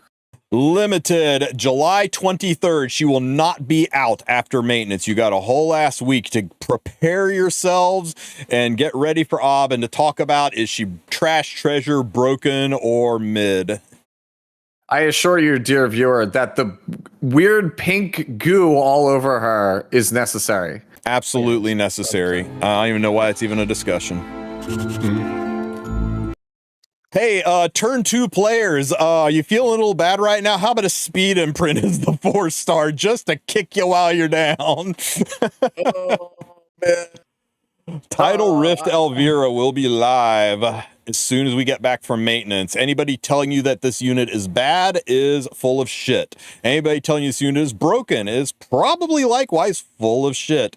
We will discuss her in details later, but she is standing in the shadow of giants. If you look at the past 3 to past 10 ML5s that have come out, yeah, I mean, it's hard to stand toe-to-toe with those monsters, but I think this is a unit that if you sleep on, if you let her through, she is going to wreck your world if you aren't careful. My brain was broken there. You were like, you said sleep on, right? I did say sleep on. Okay, I thought you said something different.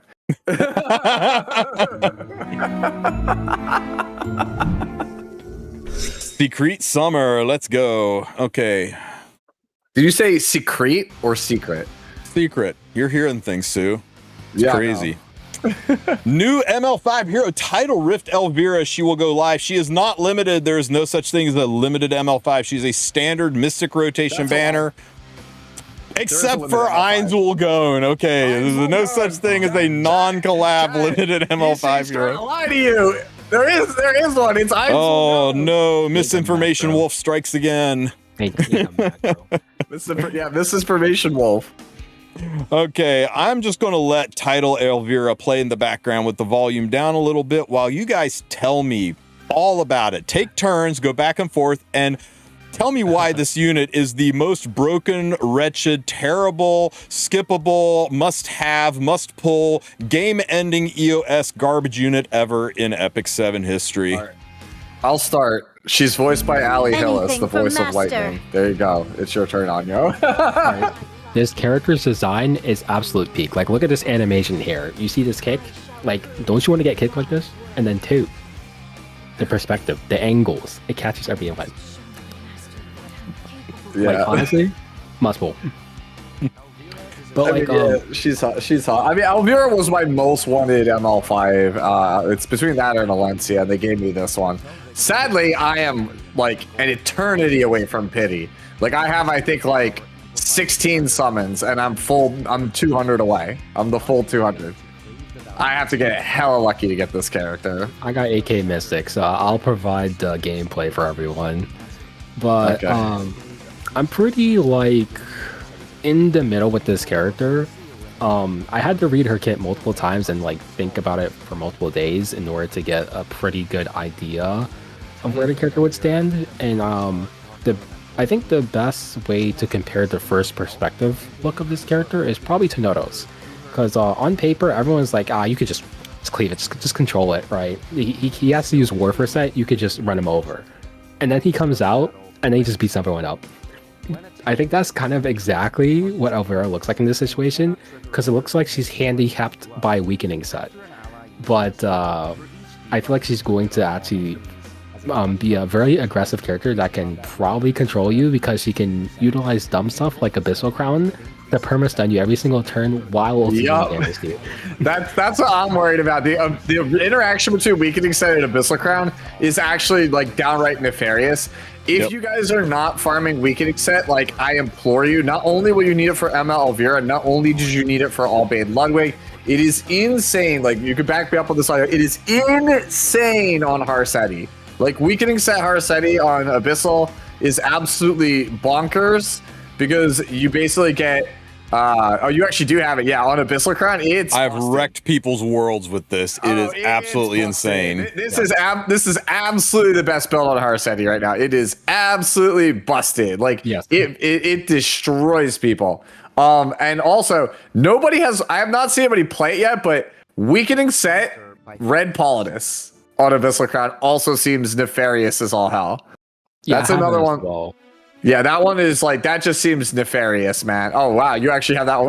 Wrong artifact, but yeah. I don't have enough Abyssal Crowns. It's on my wish list.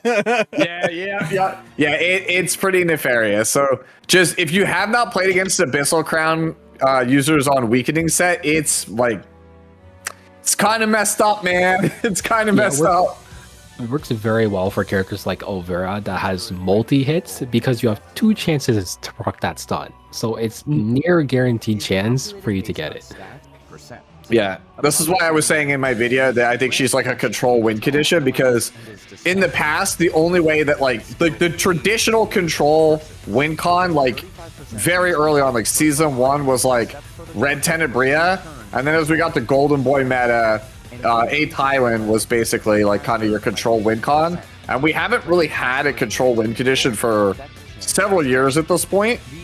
And then we just got one recently with Albade Ludwig, and this is like another one. So like, if you want to play like an all-rounder style, like aggro specifically, like, right, you're playing essentially, you have the speed to contest or like out tempo the opponent, but you also have the ability to kind of lock them down. Like, she's very much a mid-range character.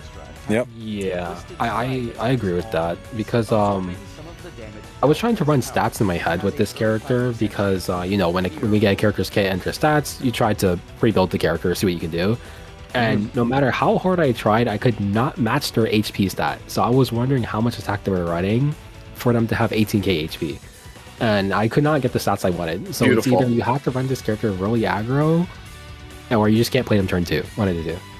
Like, yeah, or maybe protect them behind boss or Oko. One of those two. I went with some ER on mine as well, because I didn't want her to get like stunned or controlled or feared, but that effectiveness is diabolical, and Predis and speed and bulk. This shit is actually diabolical. Like if there is a non-attack skill punishing unit, this is it, man. Yeah, you need this. I've been thinking about this a lot since the very end of the season, because like, you know, my whole Discord at like the very end of the season was like, yo, is the weakening set like Abyssal like actually OP? And then everybody just switched to weakening set Harseti, and it's really dumb. And then that just started making me think, like, who else on Abyssal weakening is like actually OP? Mostly PvE units, but yeah. They're gonna do something about it. They're gonna release a unit that says, hey, stuns. Well, it should be DKS, right? But you know, I know it's kind of fake. Here's the thing too about Albade Ludwig is good on weakening set, but he doesn't require it. In fact, I think a lot of people are going to be moving gear off of their Ludwig and onto ML Vera to make her work better, because Ludwig can work on speed set. The control from his debuffs is really nice and will definitely change the outcome of certain fights, but really it's just his big blow up, his big bomb attack, especially if you're running him in cleaver aggro. That's most important. Only turn 2 really cares about the control that much, so you can get away with it. Elvira, you can't. Her entire kit centers around her control, and if she doesn't stick those debuffs, she's not a real unit. So you kind of gotta have it on her, and you can't skip on it, because Elvira takes a lot of stats. You gotta have her fast. She doesn't ignore ER, so you're gonna have to have the effectiveness, and she does give herself a bit of effectiveness, but you still are going to want to stack that, and 15% is a harsh mistress. I once again will quote the great philosopher Socrates: RNG is a bitch. Socrates, yeah. Once this unit takes a turn, and that's a great freaking pose on that sprite, by the way. This character is like a does everything when you think about, like, you good speed, good damage dealing capabilities, good debuff like capabilities, good controlling capabilities, decent bulk, like built-in crit resistance makes her hard to kill. Like, I don't know why everybody was like upset about this character. Like, I don't think this character is OP. I just think this character is just absurdly well-rounded. Like, I think this character just does, like, she's not RNL. Like, RNL feels like design mistake. This just feels like it's gonna be a heavily contested, like, all-rounder, like just a heavily played character. Like, go ahead. Also during Albay's combat demo, because in Elvira's own combat demo, it's not very clear how her passive works. Pretty much, it has no cooldown, so she can keep getting pushed every single turn. And very similar skill, to be specific. Yup. Aggro wasn't super popular last season. It was basically the season of Cleave with Casino thrown in as a turn 2 variant, right? You were playing Evasion, you were playing Nodos, you were hiding behind Bossarunka, or you were just cleaving things. Aggro wasn't in the strongest place, and everything they've done recently seems to be pumping aggro up. Elvira clearly is designed to work with an aggro team. She is somebody where you want to control the tempo of the fight. You want to be able to keep moving your units up, keep pushing them back, and keep things rolling. And with the when and Ob is a quintessential aggro unit. I mean, hell, she locks your entire team down and controls it. She is going to be so good with Elvira. She might even be best friends on the level that Fire Flan is best friends with Harsetti, or Zio is best friends with Ludwig. They might just have such great synergy that you can't really run one without the other, or if you run them both together, your enemy is basically boned. Yeah, the biggest actually, by the way, that interaction right there that we just played the video, just her being able to seal Arbiter of Eldred and be able to tank his hits is just invaluable for a lot of players also, I feel like. Yeah. The biggest issue that Elvira has, where I think everybody's like crapping on her kit, is like I said, she's standing in the shadow of giants. The last 3 ML5s we had, Nodos, Salome, Rihanna, and Luciella. Yeah, she ain't that, right? I think she's about as good as Salome, I'll be real with you. I think Salome's the second best ML5 in the game. I think that's crazy talk. But yeah, Lady of the Scales, Shepherd of the Dark DN. I mean, these all are units that completely turn the meta on its head. They were first pickable units. Nodos are now first pick units, last pick units, third pick units. They were destroying people. I think you have to pick her right. I think you got to pick her late on 4-5 or on a late 3. You've got to build an aggro team around her. You can't play games with it, but if you draft her right and the enemy doesn't respect it, they're going to get murdered. I don't know if I agree with that. I actually think I would be willing to pick her second. Nah. I don't know. You could pick her early. I think you can pick her early. I think the thing is she's not exceptional. Like, she doesn't have one like standout broken thing about her, but she does like everything. Like, seal is a very coveted thing, even though she's like the worst sealer in the game in terms of like the rate at which she does it. Her damage is good, but it's like conditional. She's tanky, but not the tankiest. She's fast, but not the fastest. Is she stealthed on turn 1? No. I mean, Okay, so Zio can silence her, and then she's not a real unit.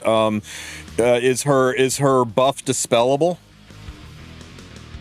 it's undispellable. No, it's undispellable. No, yeah, it's not. But it is a buff, right?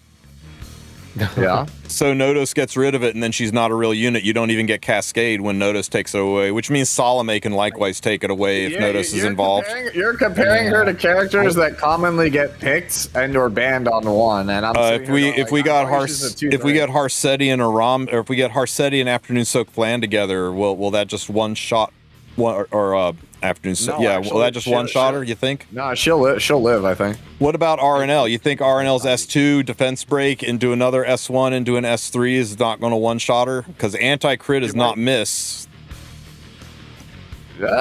She might live that. These are the reasons that these combined with 15% being a harsh mistress are the reasons people are saying she has a bad kit. I'm playing devil's advocate here, of course. I think she is bad on the level of people saying that disciplinary prefect Arya is bad.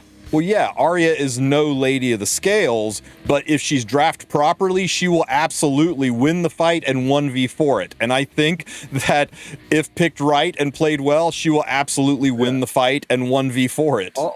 Arya was like 7th best character last season. So I know, but everybody still says she's bad, right? It's like I don't know. Like, she's not like, I'm not first picking Elvira, but I would consider taking this on 2-3 if I'm especially if I'm first pick where I'm just like, I don't know what the hell my opponent's picking. Like, I'd take her alongside of like Nurse Yulha or something to play like to pivot between speed or tank down. I'd take that draft. She's a setup unit, right? Because ideally, in the perfect world, if you land all of your stuff, this unit is shipping probably 30% of your HP, and then the rest of your team can come clean up. In the non-perfect world, which is probably your primary issue, is that if you don't have like someone who just strips buffs on the first turn, you won't get your curses, and then you lose a boatload of damage off of what Elvira is supposed to do. I just think there are too many ways to hard stop this unit to pick her 1-2. Maybe you can pull it off, but we haven't even talked about what Little Queen Charlotte's going to do to this unit. She's going to absolutely be a problem. And Teu pushbacks, hell, even the newly buffed Lidica can reset her S3 and then she doesn't do anything. So yeah, it's she's going to be tricky to use, but if you use her right, I think she's going to dominate. And if you guys are on the fence and you're worried about like, oh, but I don't want to miss out on MLK-Ron or whoever the anniversary ML5 is, well, I get that. Then wait. You don't have to pull day one. Her banner's 3 weeks long.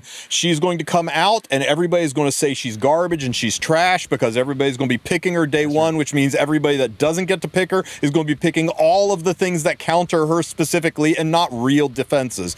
You're going to have to get to wait day 3 or 4 to actually get some legitimate testing.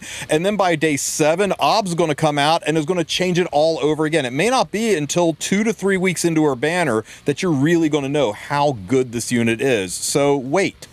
Don't go nuts. Don't be like us. We have got no impulse control and zero chill. We will pull her day one. But if you're playing it smart and you're free to play, you should give it time and see how she tests out. Let other people try it before you buy it. I hope I get this character. Like I really, really like Elvira. Yeah, I like her design a lot. So she is a mage. Yeah, she is a mage. Mm-hmm. Yep. No, you kind of nailed it on the head. You definitely like if you're like not like who's like an emperor or like legend hopeful, then I would probably sit on the back burner, especially with the anniversary next month. I almost assure you that the character after this is Kayron. Like I would basically I would say it's a greater than 50% chance the character after her is Kayron. So we all know how popular Kayron is. We already know how many Kayron fans there are out there. You know. You want that? Get that. Yep. Right. Yeah. Kayron is probably going to come out August 27th. Which is the anniversary. The anniversary is the 28th. Anniversary is the 30th. 30th, yeah, okay. Found. I mean, actual anniversary the 30th, but they do anniversary the entire month. Probably this update that's happening right here is going to be all about the new episodes rolling. The new episodes that tie into the new ML. That's why everybody thinks it's Kayron. But we'll see. Also, there will be a balance patch announced that week too, so we get to see what else is getting changed. It's also my birthday. Happy birthday, Sue! My birthday is the day after Sue's. Yeah. Oh my God! You're the actual 30th, aren't you? Are you the 30th? Yes. So you're the 29th. I'm the 30th. The 30th, yeah. Right after. Yeah. That's why we have synergy. Yeah. My birthday is August 29th. Yeah. Bunch of virgins here with us, right? That's Virgo, right? Yeah, Virgo. Yeah. I still remember that conversation as a kid, bro. Like, me and my little sister were looking through it. My sister's an Aries. She's like, "That's a ram," and I was like, "Apparently, I'm a Virgo. I don't know what the fuck this word is." Yeah, little did I know, my parents had a fucking field day with that conversation. I only learned later as like a teenager. I was like, "Oh fuck!" I got wrecked. My crystal ball's in the shop, but I'm going to do my best to augur what's going to be happening here soon, guys. So right here is where we are today. We are in maintenance, and tomorrow Melvira drops and the balance patch goes live. All those balance patch changes, they're going to happen on the 23rd right here. That is when Ob is going to release. She's going to probably be a 3-week banner, which will take us here. This maintenance that's happening on the 5th of August. I will be on vacation, by the way. Podcast will move over to Sue's channel for that week. Chances are, after this maintenance, we're going to see the summer rerun. So I'm expecting the rerun, probably a summer rerun or a custom group summon rerun of the past summer banners. Before anniversary. It'll probably be these 3 weeks of August, and then we'll run into the version update, which will drop more of the episode 6 story. We'll get the new ML5, probably Kayron, but we'll have to see, and another balance patch announcement. And that's going to take us into September. And probably right around here is when we're going to start seeing RTA fully start to really take off, going into the RTA season. And then we're going to get up here about when RTA season ends in late October is probably about when the Moonlight Headhunt season is going to start. That's usually sometime between late October and early December is when Headhunt goes live. So there's your you've been wearing this. There is your roadmap for the future based on my theories. I just put Smoggy has the opportunity to do the best thing ever. If Kayron is the anniversary, ML5, and the balance patch is also the same patch, they could just make all 3 Chaerons meta.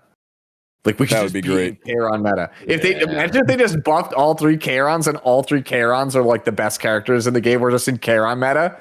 Like somebody first picks red Chaeron, the other 2 pick like ML. The 2 ML Chaerons are response. Dude, they can have it, SG. Bro, what we got Roar the Spark. Good song. Yep. We should More, do that for the next Lilius. Yep. So week 4 of the summer side story will be active and live. Have you guys been reading the story? I intend to do it probably either before I go away on vacation. I intend to stream like going through all the story. I hear it's a special story, gives you the tingles all over. You should just go read it, man. Go read it. And not terrible. The big news. Yeah, the story. Whoever the new writers they hired, give them a raise. They've been doing ever since Aki. They've been doing a knockout job with Epic 7. Yeah, I have for tomorrow on my channel. I have the CZN story rewrite review, which is the same writers that did the E7 new story stuff. Like it's basically they got the CZN people to do the new E7 stuff, I think, and vice versa. And like whoever they got, like you're not paying them enough because they're great. Oh yeah, I started doing that as well, and yeah, it's 20 times better. Yeah. All right, guys. Hero and artifact balance adjustment. So a couple of things were changed. The big one is Little Queen Charlotte got a minor nerf. They changed it, so yeah, here it is. They added this back in. This wasn't there before. They're restore. She always had this, they added this in. So damage to dark elemental targets is decreased. I think they're probably just balancing it so that her base damage increases. I'm trying to make her like omnidirectional, so she's not going to be like not going to be like Savior Auden, where she's a dark unit killer. She's just going to be built to be a killer, built to be a bruiser. Again, anytime you see damage increase, damage decreased, we don't know until we see the actual numbers how impactful it is. Okay, so that was actually there before though. They just had this text for some reason on the left side in red.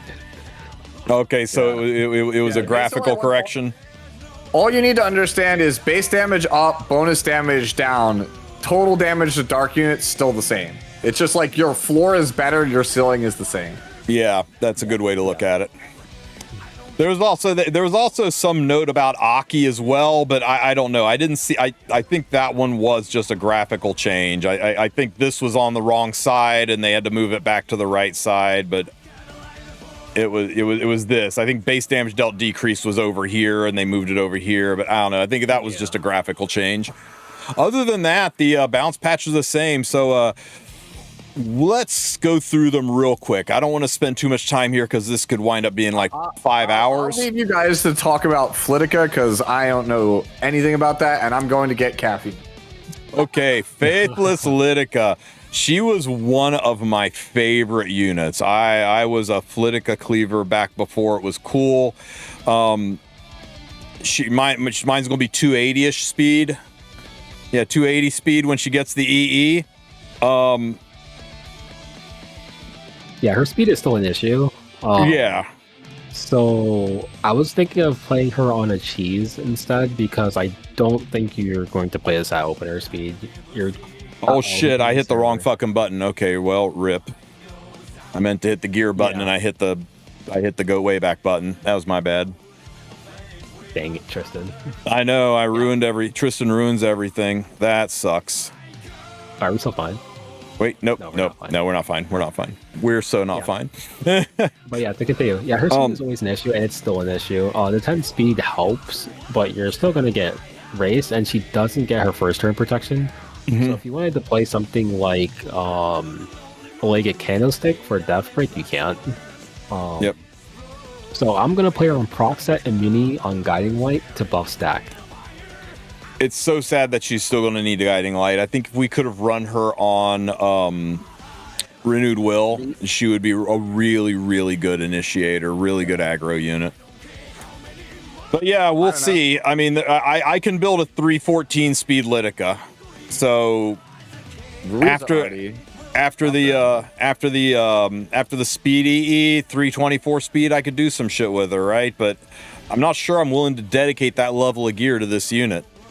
We'll have to see. Well, I still think she has a spot. Like, maybe not like as a dedicated clearer, but like as a last pick. Because like the thing is, like, these buffs do make her like a significantly better unit than what she was. She's not like a throw pick.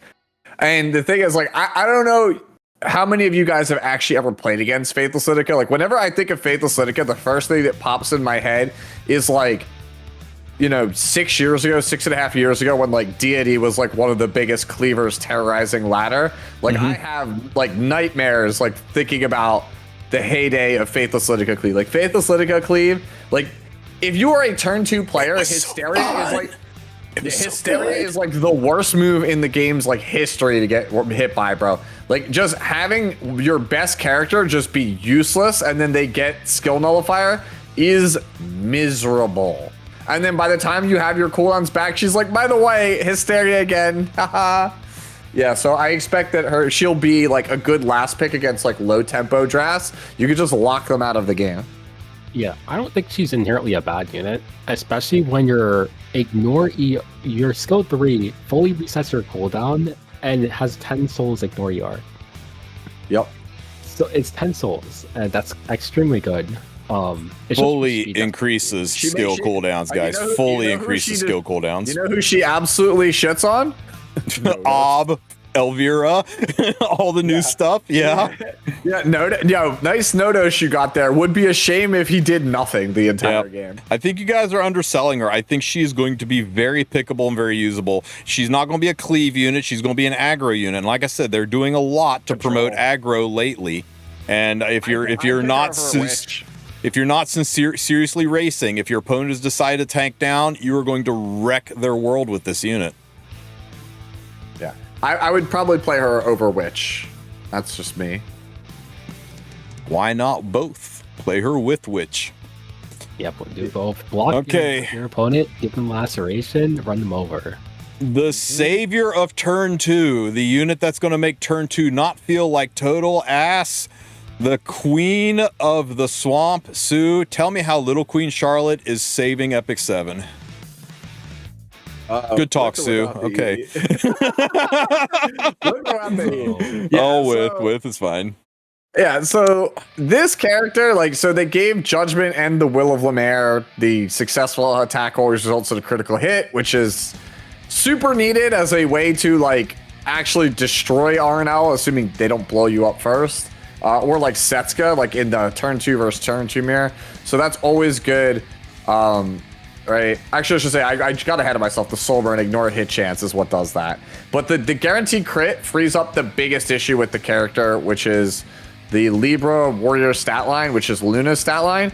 It's a balance type stat line, so it has like 1100 attack and like 104 speed and like 6k HP and like 600 defense. Like, it's like a fine stat line, but it doesn't have anything special about it. So if you want to build her like full glass cannon damage, you can't ever get super high attack.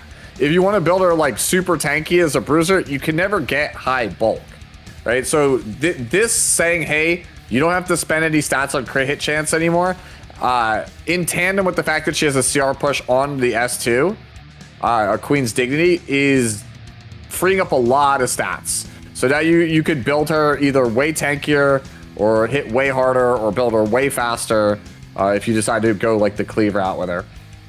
So that's all like well and good. That fixes like the biggest issue with the character. Is it? What is this, bro? 297 LQC. Damn, dude. That's crazy. 2026. Everyone gets free stats. Yep. And she's also on I guess it's, what is it, Strike of Aspiration gives you the immunity set, so like you just have like a lot of free stuff now on the character, which is good. So the combination of the free stats being on the kit plus the hit chance to answer a lot of the BS evasion units, that alone is already really good. Then we got the exclusive equipment today, which gives you an extra 10% damage reduction on a Queen's Dignity, which is just absurd. So a Queen's Dignity is like was the major selling point besides the anti-dark when the character came out. Having a built-in adamant shield on your DPS is kind of silly. Having a 30% damage reduction now with the EE on like everything makes your whole team hella tanky. So if you basically have, say, Arwell or like Estelle plus Little Queen Charlotte, bro, you're taking like no damage. Yeah, and if you've got a triple S1 plus the EE, you're talking about 35% more attack. And you don't need crit chance anymore, which means you can reallocate that. And that's what's going to let you be able to build either really, really fast, really, really tanky, or really, really high damage. And we got to experiment to see what's best. That's also true. I forgot. Her last round of buffs that people forget about. So it's like, it was like Will of Lemaire mits like all damage instead of crit. Yeah. And then also Will of, that was the Queen's Dignity had that. And then Will of Lemaire has Extinction. And the character is like, fell so flat on her face with the newest round, with that last round of buffs, that people forgot she has Extinction. So now you have a character for 10 souls that says, die, like kill target Setsuka. By the way, Ruel can't do shit to it. Or like kill target Ruel, it ain't coming back. So like she's like obviously good because of the S2 to survive a lot of the bullshit speed stuff that we've had to deal with. And then also the soul burn plus the S3 angle makes her like insane in turn 2 mirrors, because you could kill their res. You could kill their Setsuka, you could kill their Bologna, like basically guaranteed. Yeah, I'll just speak about it from like an RTA's perspective. Basically, most previous seasons, we usually take support on 3 as your ban protect, usually like your mitigation knight, so you have guaranteed mitigation through your match, or a support like Ruel, Yulha on 3 to help support up your 2 DPS or whatnot. For last season, we started promoting hyper carry on 3. So if you remember during the E7 Masters tournament, we saw free reign on 3, and then just getting cleaved, and just taking your Ahmed on 4 or 5 to help cleave. And then near the end of the season, we had Nurse Yolha, and then you hyper carry your Arya. So I can expect LQC to become a new hyper carry because she has 30% damage reduction for your team and Extinction. And pretty much you can probably run down your entire team because she has loads of damage. Yeah, like turn 2 right now has so few good damage options. That's why Arya is so coveted right now, is because it's a neutral pick DPS that has like she has a relatively good matchup spread that does like other things. Like she restricts soul burn, she gives you a little bit of ER versus the control teams, and you have the option to play full tank down or just go, oh, they went slow, just last pick 2 fast characters and just run them over, right? Because you already have Nurse usually on 2 or some other like faster unit on 2, like maybe a Salome or something. So you have the option to flex into both styles. And like it's like Anya said, you used to go like, oh, I put Ruel or like Nurse or whatever, Boss or Estelle or something like that on 3. But because your literal damage options for turn 2, if you don't want to speed up in the last format, are Arya, Bellion, Bologna, Setsuka, Tori, basically. Like that's kind of it. Yeah, that's it. Yeah, you just don't have much. Like, and so it's like, oh, and a fair number of those you see are reactive. Like you don't have proactive damage dealers. We don't have those anymore. It's literally like Arya and Tori. So this is like another one you can actually pick that's like somewhat proactive that actually also helps you survive in like when you're getting run down. I'm going to call my shot here. I think this is the APOC Ravi of 2026. I think she's going to be everywhere. People are going to pick her, and you're going to like, fuck, how do I deal with this? I think she's going to be nutty. This character's always been terrifying. Even in metas where she was good, this character's always been terrifying. I'll just use evasion. Oh, she deals with that. Oh, well, I'll just pick Freerin. She blows up Freerin and other damage limit units. I mean, there's not a lot of ways to deal with her, especially if you go with a super tanky build. I mean, Now that I'm after this is gonna, she's triple S now. This is gonna be about 4,200 plus the about 40, maybe 42, 4,300 attack after the exclusive equipment and this shifting to 21% attack. It's gonna be freaking crazy, guys. Yeah, they have like pretty massively buffed the Will of Lemaire at this point. Could you pull it back up? Because like I need people to like understand like how much this shit does. Like look, Okay, so it has built-in lifesteal. It inflicts extinction, right? It always crits. It deals damage equal to its attack to all enemies except the target. It penetrates defense. It basically doubles the damage if it's on versus a dark unit. And then now it has 100% hit chance. Yeah, this character's kind of overloaded. Yeah, this move just is like absurd now. It slices the dice as it juliennes. It's crazy. It kills evasion, it kills dark, it kills squishies, it goes through damage limit. It full heals her. Like, okay, like what does it not do? Also, her S1. The other thing that's also really good is if your opponent doesn't play strippers, like buff strips, go read Judgment. Doesn't it still have a mini? Yeah. When I was reading this, I literally was like, hold on. We changed everything here in this kit, but her passive is still the same. So now she still has damage reduction and CR pushing while doing all of this. Yep. The only negative she has is she doesn't self-attack buff. Yep. Yeah, there are people in chat are realizing this. Yes, if your opponent doesn't have a buff strip, you can quite literally just use Judgment and no other moves on LQC, and you just win the game for free. Yep. Because it's like, dude, okay, you can never debuff me. Like, okay, there's definitely matches. Like historically, the one that this like you would dunk people on was like the Tenebrias, because they literally could just not get to you. Yeah. Barunka's still a pain for Lady. She'll S3 Barunka. Barunka might survive that. All the people behind Barunka probably won't. Oh yeah, the pop damage. Eventually, they're going to go down. Her pop damage is wildly high because it's based on her attack. Yeah, I don't think people realize like how much damage the Will of Lemare does. You're like, oh, the Lady will survive. I'm like, that pop damage is a lot. She was my go-to cleave when people would try to free run and damage limit me. I would A-Lots push her up S3, then I would A-Rom push her up S3, and there was nothing left. Nothing that mattered. I do know LQC can nearly one-shot a superhuman ML Arya. It happened, I watched it, it did 50k to a 60k Arya. If you build your LQC like this, it'll most definitely survive an Arby. Oh yeah, and that still has enough attack to do all of her tricks. Bro, like if you die to Arby with LQC, I would be surprised, because like yes, he does bonus damage, but you take 30 the total damage after everything, and then cut it to 70%. The pop damage is no longer conditional on a kill; it just happens. Yeah, and then so once you take the total damage, cut it by 70%, then damage share it with your tank from after that. So we still need Tachi.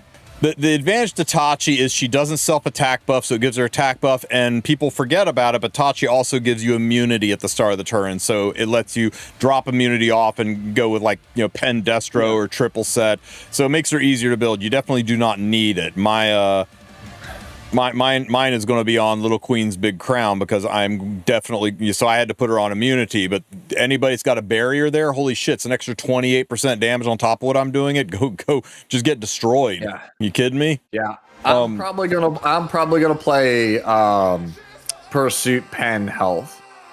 Yeah, Pursuit Pen Health. If you're on Tachi, Pursuit Pen Health sounds really smart. I really do think you want to try to play Pursuit on the character, because it's top damage, it's free damage. Yeah.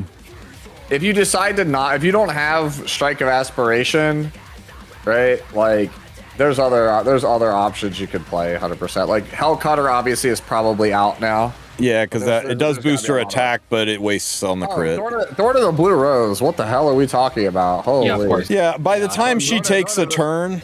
By the time she takes a turn, OP. What the hell? Yeah, by the time she takes a turn, you'll probably have the souls for it. But if you're going to build this kind of LQC, I think Thorn is the way to go. If you're going to build a fast aggro run, you're going to want Thorn so you can soul burn right all the clutch. Oh man, holy shit, dude! Thorn sounds really OP, dude. I might see if I have great stats with it on immunity set, I might play Thorn. Thorn sounds OP as hell. Yep, we've got. Yeah, perfect on LQC. We got to see. Are we going to go the full speed version? Are we going to go the Giga Tanky version? Are we going to go the high damage aggro version? I will say there's lots of ways to build her, and we got to see what works and what fits with your playstyle.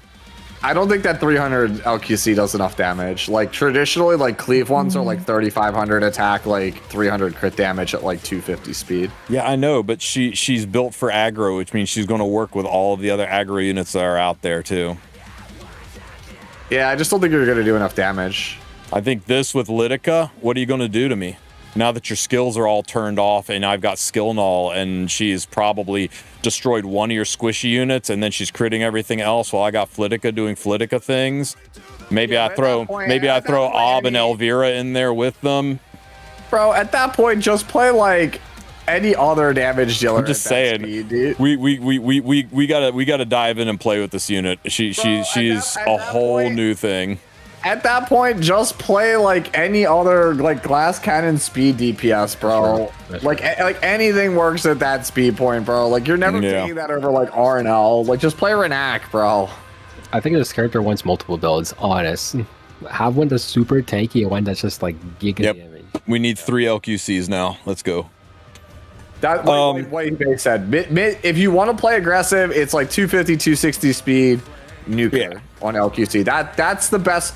That's probably the best right. One. After that one, like that's the best turn 1/1. The best turn 2/1 is like 170, 180 speed, all stats from there. She's big Queen Charlotte now, baby.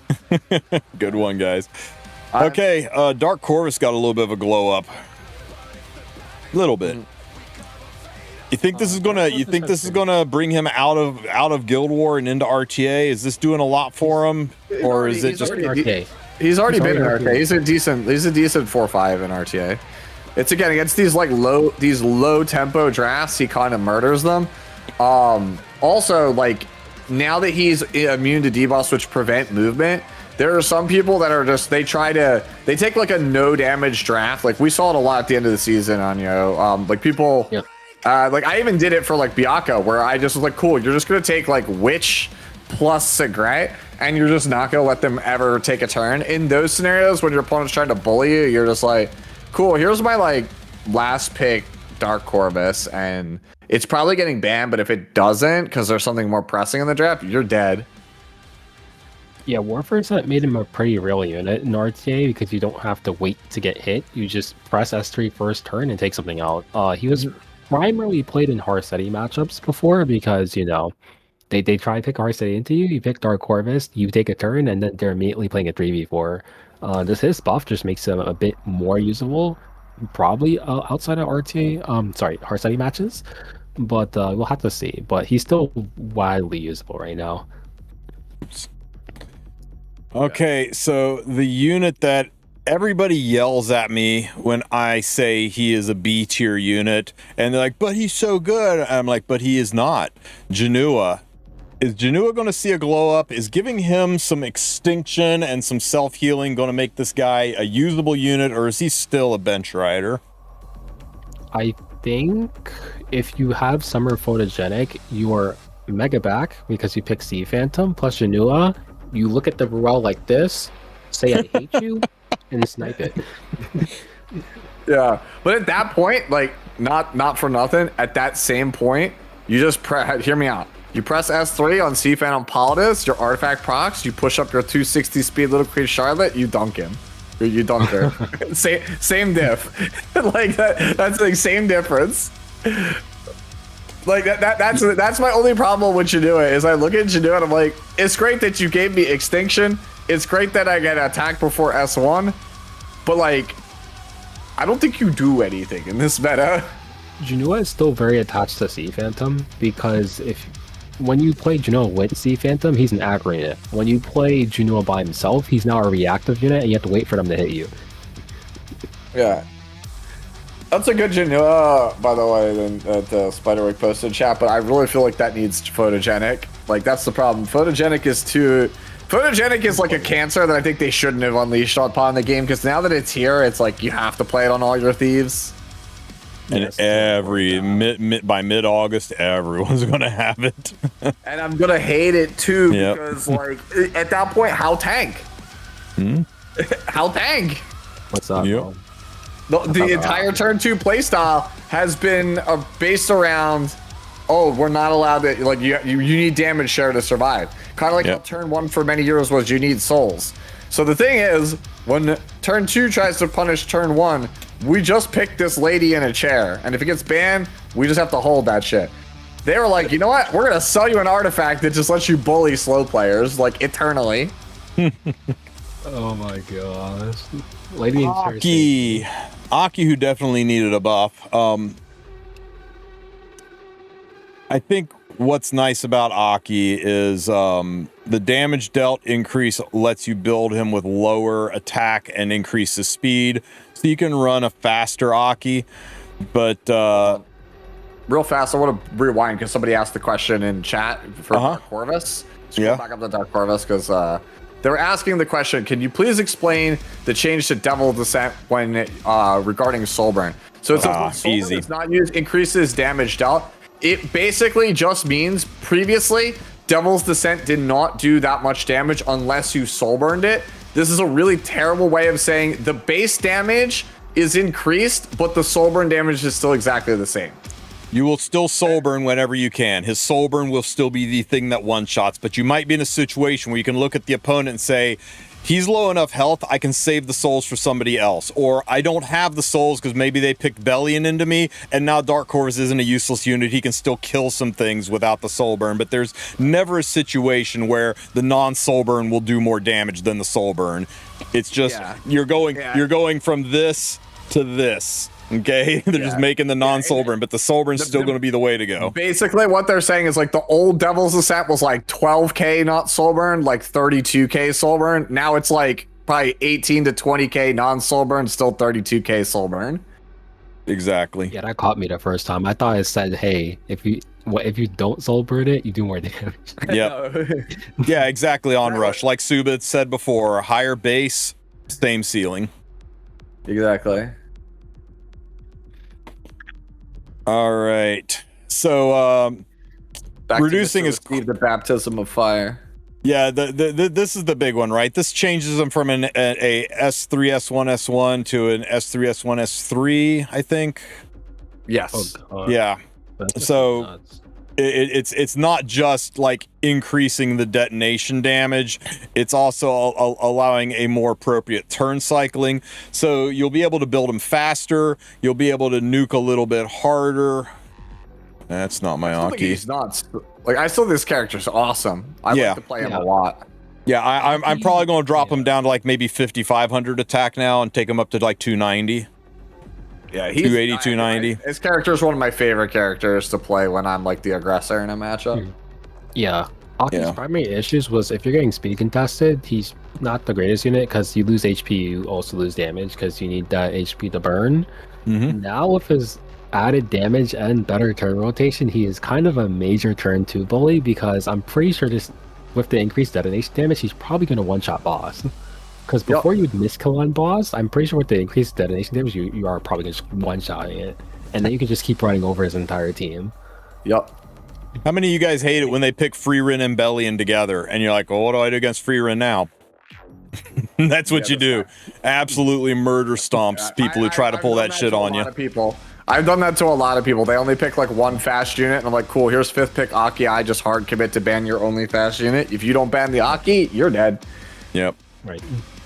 Blooming Litica is getting school cooldowns and damage dealt increase, and I'm just gonna say it right now. Nobody's playing this unit. She's got one job right now, and that's you play her with Harsetti, so that when Harsetti S3s, it activates this and pushes the enemy team back, and then the whole rest of your team gets to go. And in doing that, you're playing her with Harsetti, which completely nerfs her damage because her damage is dependent on her penetration, is dependent on being faster, and you can't be. So yeah, you don't get the extra damage. You're taking the utility of letting your entire team go first over the damage. If they change this to not be speed dependent, if they change this to actually be like I don't know, like the way Ice says his damage is, where it's based on attack or some other function, I think she would be Harsetti's best friend and would be very, very good. Right now, feels kind of bad. People are saying she's a bridge, but the thing is, like, there's other like characters like Flan that are just like better bridges. True. Yeah, Blit is just not very good anymore because her primary use case is as a Zeo bridge, and you will pick literally every other bridge in the game. Like she basically is by default, like at best she's the third because she's not better than Dian, she's not better than Tegu. She's about the only bridge Harsetti users have to initiate a Harsetti team. Yeah, you should go down the list. Whatever, dude. You know what initiates off a Harsetti team? Abyssal. You can't CR on Harsetti's turn. You cannot CR push on Harsetti's turn. You most certainly can CR push back on Harsetti's turn, and that's why she works with Harsetti. She pushes the enemy team back. You cannot push up on Harsetti's turn. That's why she is the only initiator that allows you to turn that 50-50 who gets to go first and guarantee that you get to go first, as long as you don't get 50% it, of course. Summer Break Charlotte's also, a better option. Like, that's the same thing. That's the problem with this is, like, cool, I guess. Like, we decrease the cooldown on the skill that you only need to proc once to win the game. So, sure, cool. And then what else did we get? Scroll down, Tristen. Like, was it damage increase on S3? I don't remember. Like, I just remember, like, this doesn't do anything. Like, nothing here does anything. Yeah, it's just damage increase. I can guarantee you can push back, because I used to use Harsetti into Blooming Litica into Summer Assaria. My Summer Assaria wouldn't push up, but I would push the enemy team back so that my Summer Assaria could go next, and then I could soul burn an extra bomb, and I could S3 and wreck their team. I used to do it all the freaking time in Guild War back in the day. I still do it. I still do it now. You could push it used to be one of the most played Guild War offense teams also. Yes, I think it was Harsetti. Harsetti, Blooming, SBA, It guaranteed that you get to just kill it. You basically get to strip their immunity and then stun lock them, and then they just die. Yeah, this is what I did it with, and it was just you have to stack the effectiveness, because if you don't get that pushback, it feels so bad. But yeah, this is. I don't think this buff's going to change your usability or utility. Yeah. This is a character that also suffers from it's a byproduct of being the thief with the stat line that it has. It's like, oh, it's just so hampered by this. Don't worry. It's the one I think everyone is sleeping on, though, Schneel. Not me. Not me. I think this is the second best buff in the patch. Tell me, Sue, why is this the second? Because all I'm seeing is I got to spend Molagora on Schneel. For real, guys, he suddenly went from not needing any Molagora to needing all the Molagora. If you're sitting there wondering who you should use your fully decked selector ticket on, not a bad option. So Schneel is like...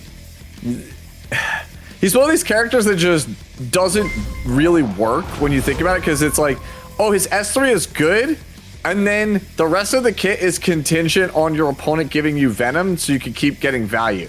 And if your opponent doesn't give you Venom, then you have a character that does nothing. Because you don't really have, you have no S2 because they're not, your opponent is purposely playing around it, so you just don't have it. And then you have an S1, and what does your S1 do? It doesn't heal like a Soul Weaver. It doesn't give you any tempo like other Soul Weavers. It gives you nothing. It gives you literally dispels one debuff from an ally. It is literally worse than Blue Elena's S1. It's Wondrous Potion Vial, the skill. Yeah, so you basically have a character that doesn't do anything at all. Like, you press the S3 once, and that's kind of it. And you just now are sitting here going, gee, I wish I had another S3. Do I live long enough to get another S3? So the character is just incomplete. So what they did here instead is they changed the whole kit so that the character is a character independent of the passive. And now if your opponent gives you the passive, you just absolutely destroy them. So like, instead of having a bad S1, it's a bad S1 goes to 15% CR push on Schneel, which helps get your S3 faster, and then also your best character gets a CR push on top. You know what's crazy too? So you said if they give you the passive, they don't have to give you the passive. You can give yourself the passive if you run this unit with Empyrean Ilanov, giving your team Indomitable, and suddenly Schneel destroys everything. Suddenly you're dropping the boosted Indomitable, the boosted fixed damage. Suddenly your Schneel becomes a DPS unit whose CR pushes the caster with the highest attack. Kind of crazy. The S2 then now gives you the ability to dispel one debuff each from 2 allies. So you get 2 debuffs dispels every turn, which can help essentially stabilize you in a game that is just wrought with a bunch of debuffs right now. And then the S3, the S3 damage is up, but also damage now gives a fat barrier, which it did not before. So, like, S3 was the damage skill as well as, like, the tempo skill. It's now also the protection skill.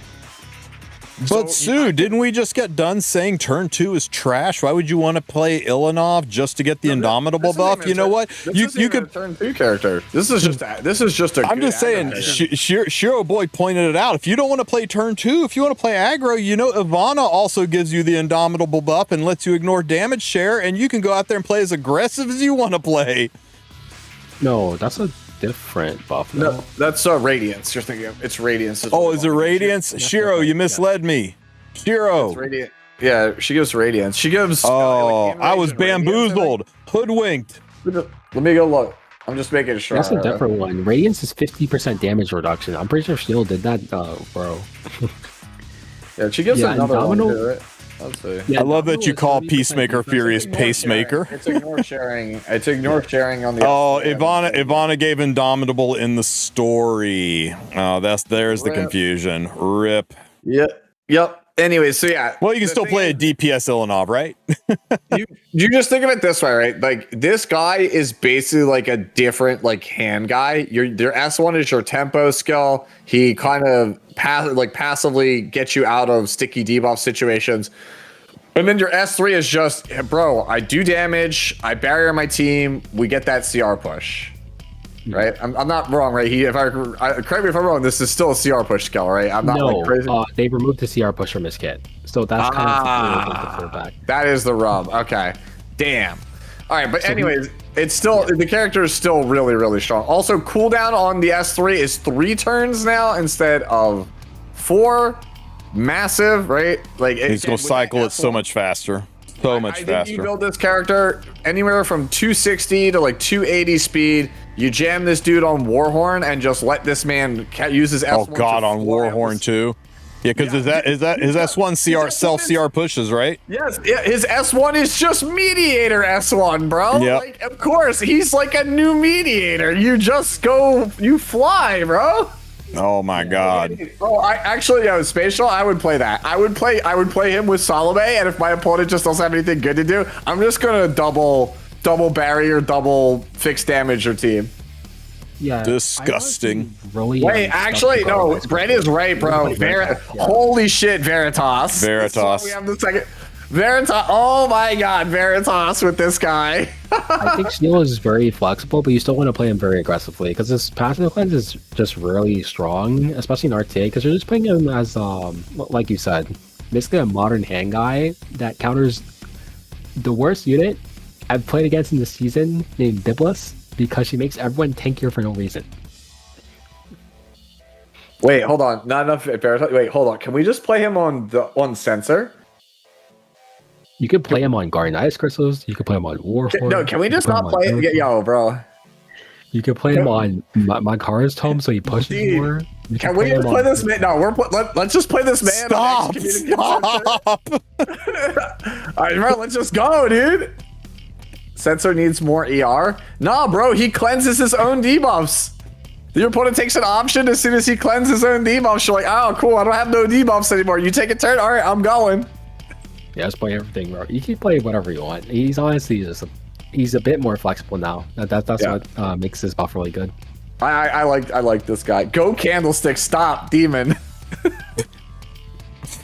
All right, Mr. Welcome to the Cookout himself, Inferno Kawazu. I was pretty hard on this character early on. Hold on, Tristen. I just realized this man gets you out of fear. He gets turned 2 out of fear, bro. Oh, yeah. He gets turned 2 out of fear, bro. No more fear slop. From two allies, but yeah. Yeah, but whatever. I get to press buttons. Like, I have a chance to play the game. Just play Veritas, easy, done. Break out first love.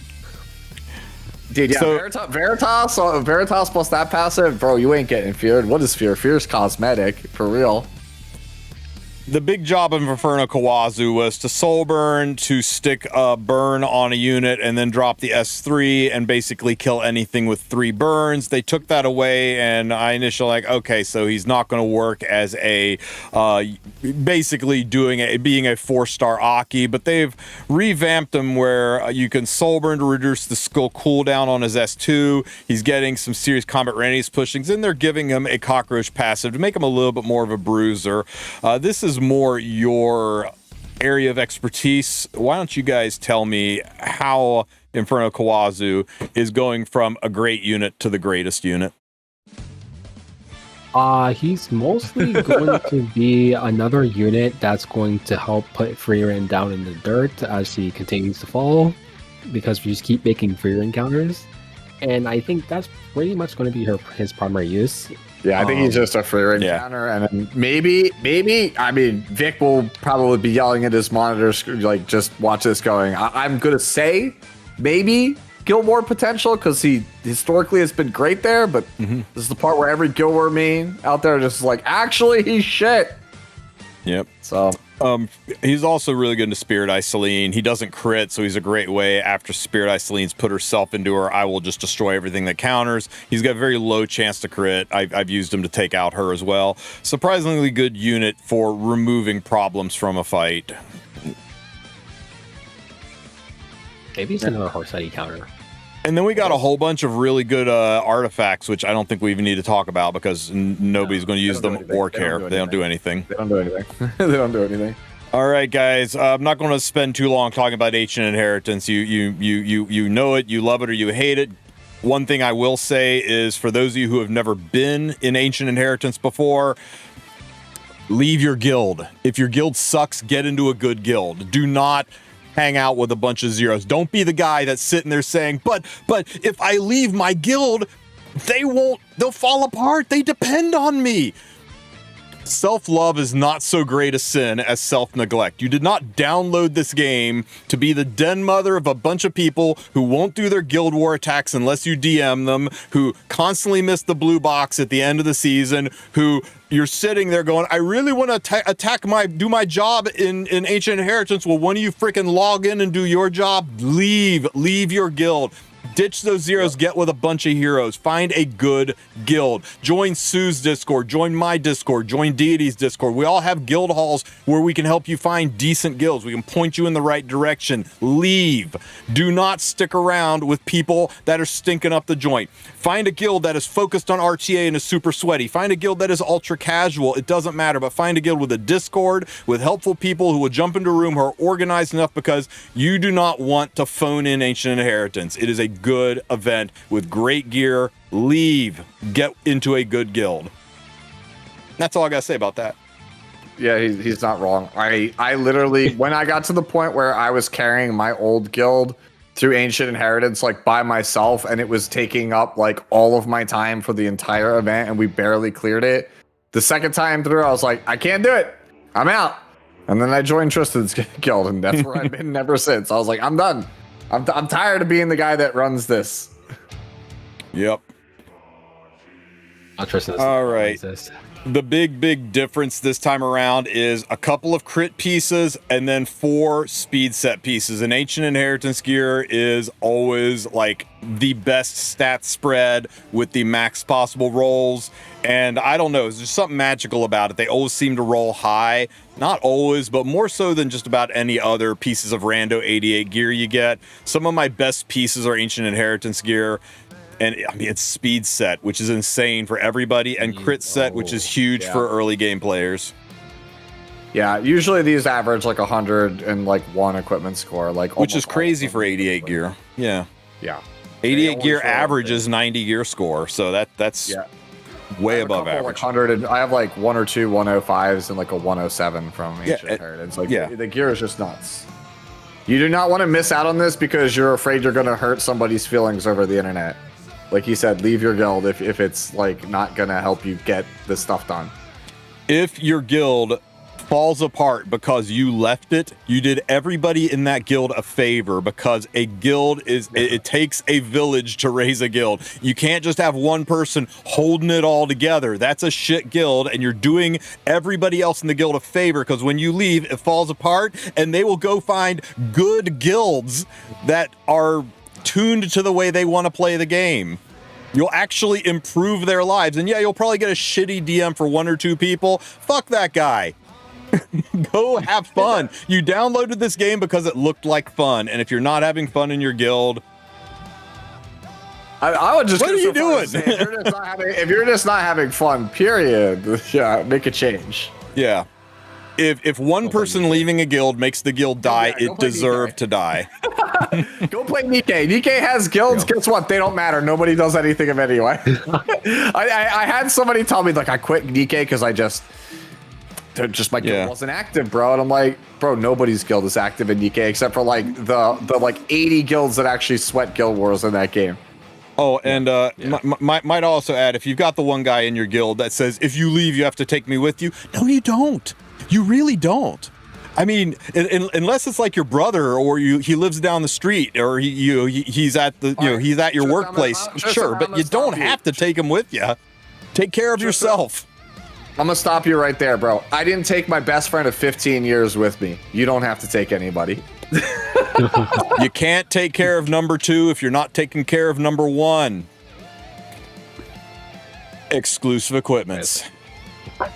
Litica surprising nobody, and Little Queen Charlotte surprising, I think, everybody. That was not on my bingo card, but Litica, we all saw that coming. But let's talk about Little Queen Charlotte's exclusive equipment. We don't have to. I already told you. A Queen's Dignity was already insane. They were like, let's make it ridiculous.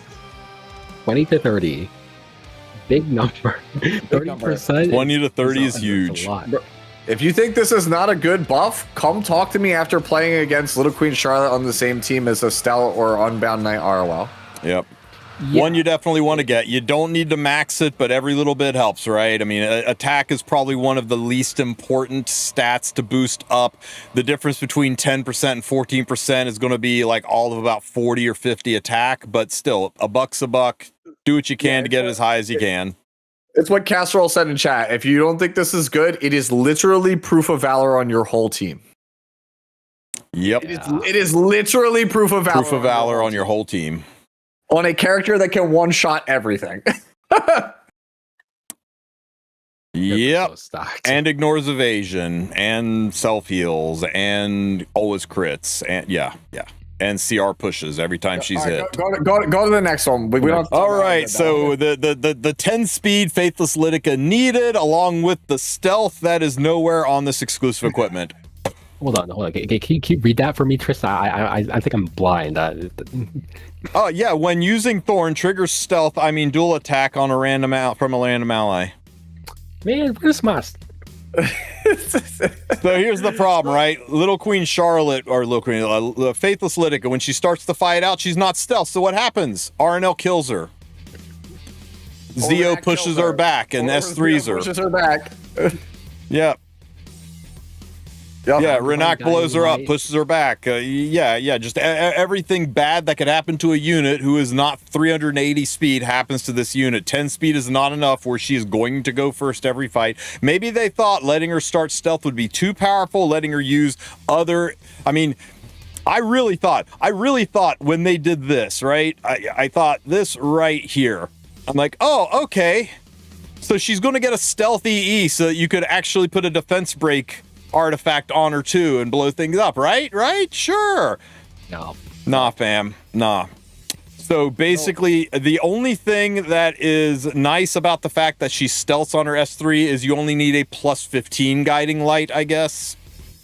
Because you only need that stealth at the start of the fight, and then after that you can rely on her own skills. But wow, the thing is, wow. I thought she would be like a decent control win con, because it was like, oh, slow players, you reset their key cooldowns, and then now Thorn is a defense break instead of a blind, and now it's got a dual attack, and like we can use that dual attack to pull our highest attack DPS and just like absolutely shred through slow players. What a great like aggro like control character. And then you see dual attack from a random ally, and you're like, oh, it's gonna pull my Ahmed, or like, oh, it's gonna pull my Ruel. Yeah, it's not even highest attack. It's freaking random ally. Somebody asked me why they put this dual attack on there. I said, oh, it's easy. It's so that when Zio S3s and silences her, she can do something. That's it. So she can actually do something. I just hate everything about the ability on this thing, because like with the change to the S1, pulling highest attack ally is actually like ridiculously strong. Like it feels kind of impressive if her effectiveness is really high. And then you have this one, which is like, oh yeah, dude, it's like a 33% chance to be good and probably like a 66% chance of being trash. Like, she's even got a defense break on her S. Well, yeah. Oh my God, Space Seal said it's like, oh yes, it's so that you can S1 defense break the target and then pull your Ruel. That's exactly what I just said. Yeah, you can just pull your Ruel. You're like, dude, I hope I pull my Arbiter. Oh, and it's Ruel. Yeah. Oh my God. So yeah, this feels like a big miss. A chance for Lidica to fly. I still think Lidika's going to be decent, but it definitely isn't what we expected or what she needed. Yeah, the speed is she needed 2 things: start in stealth and 10 speed. They gave her 10 speed, and they're like, best I can do is stealth after you take your first turn if you somehow live through all of the format's nonsense. Yeah, and as we know, if it's not stealth at the start, you got to run Guiding Light. Yep. Yeah, Guiding Light's been just a hard requirement on the ranges for a very long time, so well. It's getting to the point where I'm starting to think that a Guiding Light on Albade Ludwig is the way to go. You'll do less damage, but like, if you ever played against Guiding Light Albade Ludwig, it's so annoying. It's so annoying. I called that back in my impressions video. I was like, I think that this could be pretty good. Then I played against it because the Japanese server plays it a lot, and you're like, bro, this is so damn annoying. Like, how do I deal with this? It doesn't kill me on one hit, but like I quite literally can't do anything. I literally can't do anything. All right, you can't target. They have lived up to their promise of making Astrium way more common and accessible. So once again, we are getting the Astrium pass. Once again, it's a little bit misleading with this graphic. There's only one piece of Astrium with the Astrium pass. It looks like you get 2, but what they're showing is that with the 3,500 Skystones, you get everything here plus this box and these 2 boxes. This Astrium and these charms, that comes from over here. It's just one piece. All the 1,600 Skystone upgrade gets you is a mod box and some selector chests, and that's it. It is. Right, I can think of fewer things you can do to your account that are worse than buying the 1,600 Skystone booster to get that. That's all you get from the additional 1,600. Yep, it's a scam. Unless you're making like, $500,000 or more a year, this is a scam. Keep moving. Yeah. What I thought they could do to fix this is just put skin tickets in here. If they put skin tickets, in here, people might actually buy this because people really want some of those old legacy RTA skins. I mean, it's not that big of a deal for people like us who've been playing for 5, 6, 7 years, but for people that have only been playing 1 to 2 years, they want the skins. Put the skin tickets in here, and suddenly people might feel the 1,600 Skystones is worth it. The 1,900 Skystones, though, it's a lot of charms, and the Astrium is key to some really good gear. I do recommend it. I think it's worth it if you've got the Skystones to sling, but we are in the middle of the season of limiteds. This might be the time to pass on it if you're Skystone poor, and you want to make sure you can get OB and also the limited reruns that are going to be happening in August. Likely going to be happening in August. Hard skip from me. I think that's a hard skip from me. The World Arena Tournament, we talked all about that. That looks fun and exciting. We talked about Strategic Archive. Sorry, Anyo. Hall of Trials and Expedition. Elvira and Wanderer Silk are coming out. The Powder Shop rotation's new. This is probably the most insanely bad Powder Shop rotation I have seen in the history of Epic 7. Dude, it's funny how Golden Rose like a year and a half ago was like a must-have as many copies, and now it's like, bro, what is that? We play. It's used on one unit. We play Thorn and the Blue Rose now. Yeah, Golden Rose is legit used on one unit, and that unit is barely used. Yep, it's just Sirmia at this point. I think that's it. It's just Sirmia. It's just Sirmia. Everybody else was like, Golden Rose? Like, yeah. There's a handful of people that still put it on a Designer Lilibet, but that's about it. Nah, I think it's cap on Designer Lilibet. Yeah, Spacial said it, and rare Lilibets. I played Durandal. It's just better, I think. Yeah. I'm just like I said. I'm just saying. Yeah. I mean, it's not good, guys. Don't spend 180 powder on this artifact. Nothing here is worth picking up. Yeah, nothing. The only thing here that's worth the powder is this, and I would still save your powder because there's a good chance you're going to need 2, 4, 6, 720 powder to buy the 3 artifacts when we get the summer rerun. If they do it as a custom group summon, you're going to want that much powder on the nose to be able to buy those 3 and throw another 240 on top of it if you want a powder obs artifact. Queen's Whistle is starting to get a huge uptick in play lately. Like, it's just it's an invaluable thing. Bridging. Yeah, it's bridging. Queen's Whistle. The name of the game is bridging. Queen's Whistle, Summer Photogenic, and Guiding Light is probably the 3 you're going to want to pick up if you don't have any Guiding Lights. If they rerun Guiding Light, we don't know. She's not technically a summer unit, but they had her on summer last year, so we don't really know. And we don't know if it's going to be a custom group summon. They may legit just rerun Aram and Huayang. We don't really know how this is going to play out, or even if it's going to play out. I think it will because Smilegate likes money, and rerunning Summer Photogenic and Aram is basically printing money right before the anniversary. It's a little bit awkward for me for the purposes of rolling both of those banners when they come back, because like I only got one Summer Photogenic, but like both of my Huayang, like all my Huayangs are triple S already. So I would just basically be making another ML Huayang if I did that. That does kind of suck. I'm my Ram's like double S also. Yeah. I needed both a Queen's Whistle and Summer Photogenic, and by Photogenic I mean 3. Yeah, I only have one Summer Photogenic, and it's plus 15, and it's sitting on my Spirit Isoline, and it's very, very, very sad. Just take your bottle. Don't take the bottle. Dude. Let's do it here. You need 240 powder for Summer Photogenic. You're going to need 240 power for Queen's Whistle. You're going to need 240 powder for, I don't know, Guiding Light or whatever the third one is. You're going to need 240 power for Obs Artifact, 960 powder, and then 240 more for the Bottle Knowledge. You got 1,200 powder on your account? I do. If you got 1,200 powder on your account, then yeah, grab the bottle. If you don't have 1,200 powder on your account, maybe skip the bottle this time.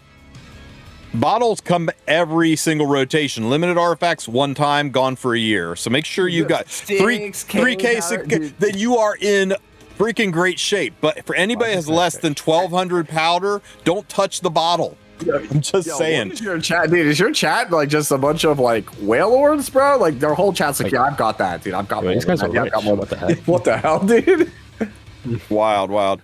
Yeah, you also are going to get a lot of powder from the Dash event and from Milestone of Radiance. I know. I'm just saying bottles will improve a limited artifact. But if you don't have the limited artifact to improve, the bottle doesn't do much for you. So make sure you got your artifacts taken care of and then work on the things that improve them. Dude, the chat, dude, of course, only Oilers play E7. Yo, that comment is great. Hopefully, all right. Yeah. Usually they hide insane stuff under the other improvements and adjustments section, and they really didn't put anything in here outside of the new warfare rules. Tell me how these warfare rules make you feel, and don't hold back. Anyo, tell me how these warfare rules make you feel, and say it slowly and like you're lifting something heavy. This is like, honestly didn't know how to feel. So Evasion Frenzy is just to address you getting RNG lost every single turn to Setsuka. But get this, you only get this 1/4 at a time, so it does not matter. You're still going to get Setsuka picked into you. Yep. They nerfed ER Frenzy because why not? So that just makes it slightly worse for people trying to defend against Cleave, and then for people who want to play control, they can probably have an easier time playing the game. They replaced Defense Frenzy. Thank you. But guess what?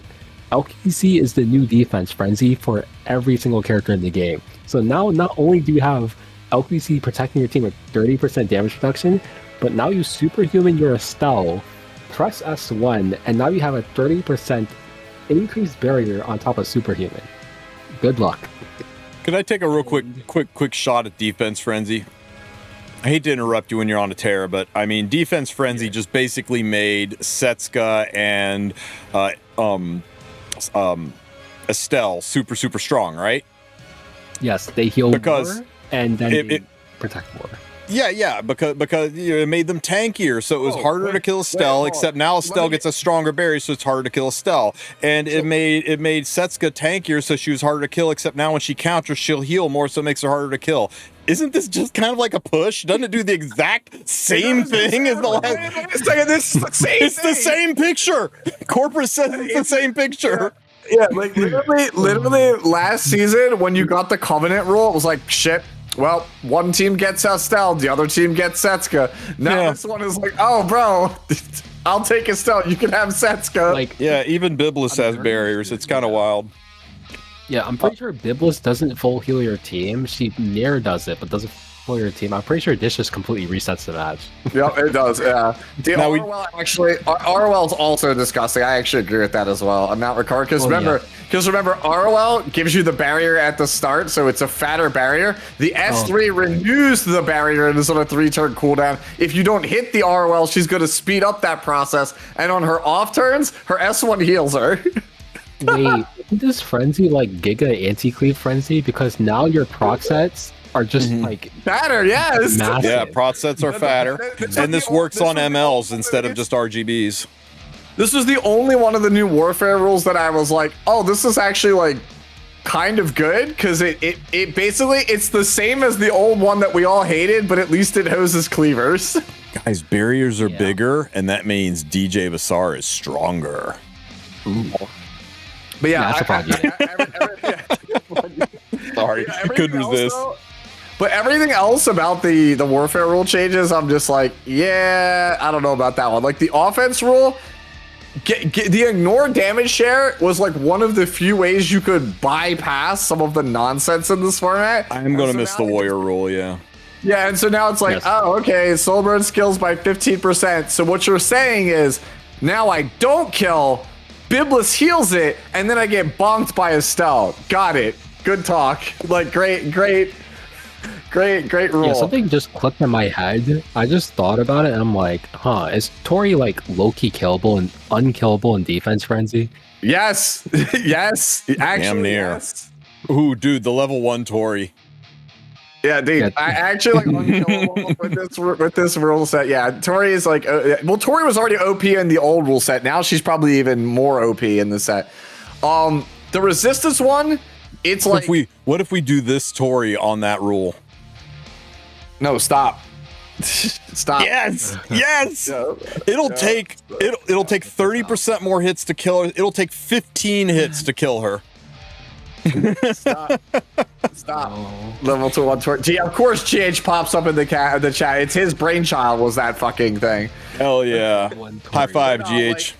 But the resistance rule, it's what Anya said. Like, I looked at that and I was like, cool. So now we just die to some cleaves for fun that we shouldn't have died from before with this rule set.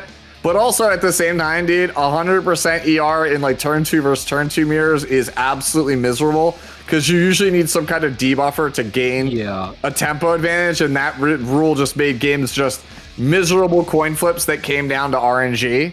So I would have rather this been like a 70% like or 80% ER rule. I think 50's fine. 100. You're right though. 100 was anybody who thought 100 was fine never drafted into a Japan server player. 100 was way too much. 50, I'm like, it might be fine. Maybe we go like 70 if it's not strong enough. Like, this is preseason. This is a time to test it. The one that really pissed me off, though, was special. Like, seeing special, I was like, okay, so let me get this straight. Under special warfare rules, the person who picks Nodos just wins. Because, like, As turn two, your only good options are Estelle plus Ruel, which they got to give you both, so they're just going to ban one, or they're going to steal it from you, or you just pick Setsuka and Prey, and that's just like no, that's or you pick Bologna and Prey. Those are not real options anymore. So like Nodos just becomes absurd under that. And then from the turn one perspective, you probably just spent a ton of money and or resources to get RNL. And here is a warfare rule that basically just cheapens your shiny new toy.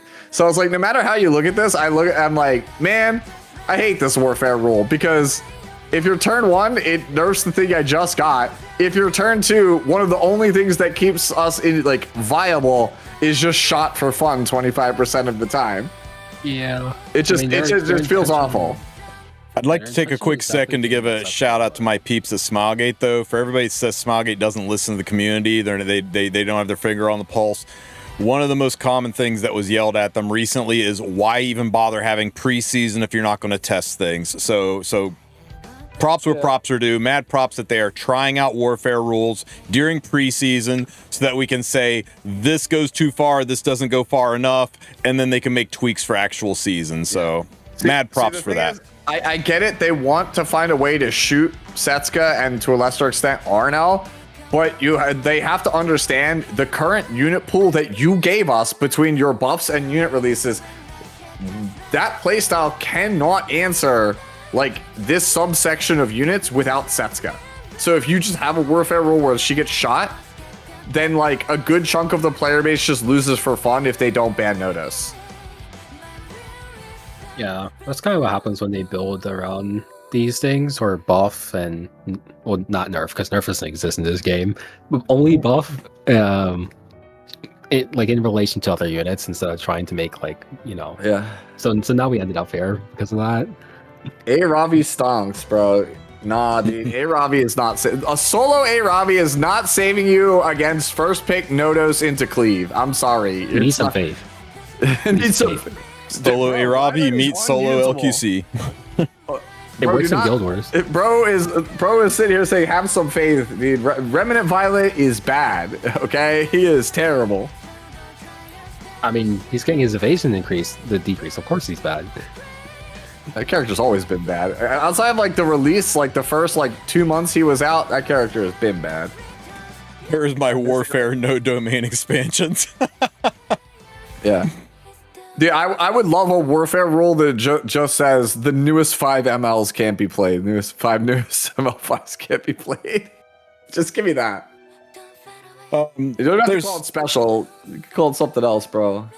Everything down here is basically a rehash. There's a really nice quality of life for new players, people under rank 50, and it's especially good because it's going right into Ancient Inheritance. It's going right into the guild rewards being distributed, and people are swapping guilds around, because one of the first things people hear in this game is you got to join a guild. The freaking Path of Air forces you to do it at one point. You got to join a guild. So a lot of people join guilds just to get their Path of Air done, and then they realize they're in a shitter guild, but they don't want to lose out on the rewards. They don't want the cooldown. This is a nice system where if you've joined a guild, you can just hot swap your guilds. And after you've hot swapped your guild, you every 7 days you can hot swap your guild until you're over level 50, and then it works like normal for everyone else. And it will give you a little in-game notice to let you know, hey, if you leave now, you're going to be on a cooldown period. Maybe wait until 7 days from this date and you won't have the cooldown period. So it's just a nice QOL for new players. So if you join the game, you joined a guild, and you realize that ain't it, you can swap out and not really miss rewards. You can immediately jump into a new guild. So I really kind of like this little hidden gem down here. Yeah, that's a good change. Other than that, though, guys, nothing else is really there. It's just a rehash of everything that was discussed, and all this is like an issue. There, a lot of times there's hidden gems in here, but not this time. But that's it, guys. That is everything that is coming to Epic 7 when maintenance is over. Dude, look at that. Exactly 2 hours. On the nose. Right. We actually ended on time. We yapped exactly the right amount. Well, we can't have that, Sue, since we're so on point and so perfect. I think we need to mess things up and talk about what's happening not tomorrow, but a week from tomorrow. Yeah. Hold still. Yeah, that's the pose. HUAWEI. Twisting the tide. It's just ob. Chasing the decisive moment. Yeah, it's just ob. Like, it's just, like, pronounced O-B, What ob. a beautiful face. I looked it up earlier. I'd like It's to apparently a cherish that French name. expression forever. Yeah, just like Strays and Euphine, it's just ob. There's no A at the end. At Halo Coast in pursuit of Harseti. Yeah. While wandering through an underwater cave, she discovered the Void Coral and was instantly consumed by it. Thanks to Birgitta and Fumir, who had set out to search for the missing Ob, she was narrowly rescued. Yet she was already intertwined with the Void Actually, there is something funny about that. Okay. That's gotta Having point out. If engulfed this is a Ob's French body, name, why the turn Void one Coral place off? twisted her passion for photography into a distorted desire. That's good. driving That's her so into the good. raw, hidden depths of human nature.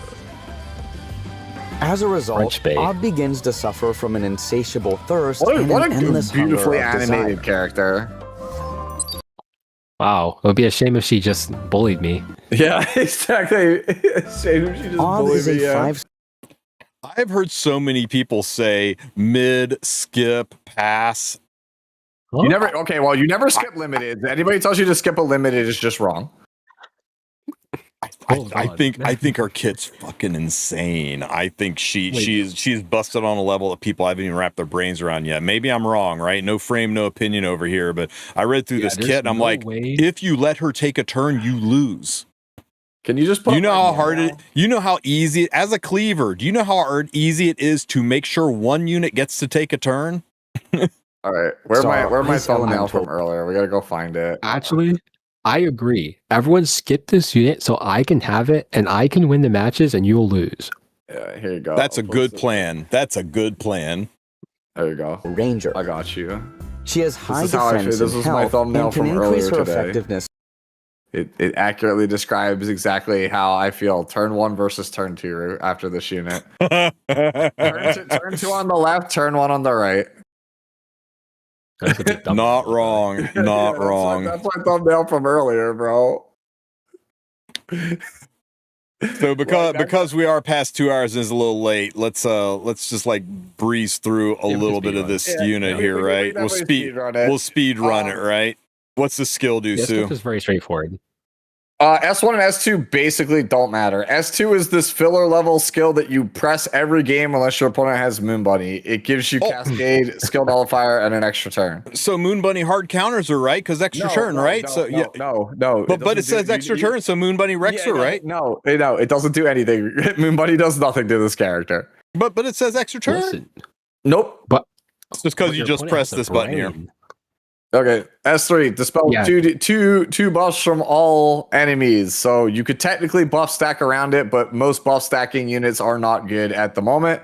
Then a 100% chance to restrict you for 2 turns, and a new shiny debuff called Immobilize, which says that you cannot receive combat readiness provided by the speed stat dispelled at the start of someone's 4th turn. So if you get hit by Eternal Moment, basically your opponent gets the next 4 turns and you don't get squat.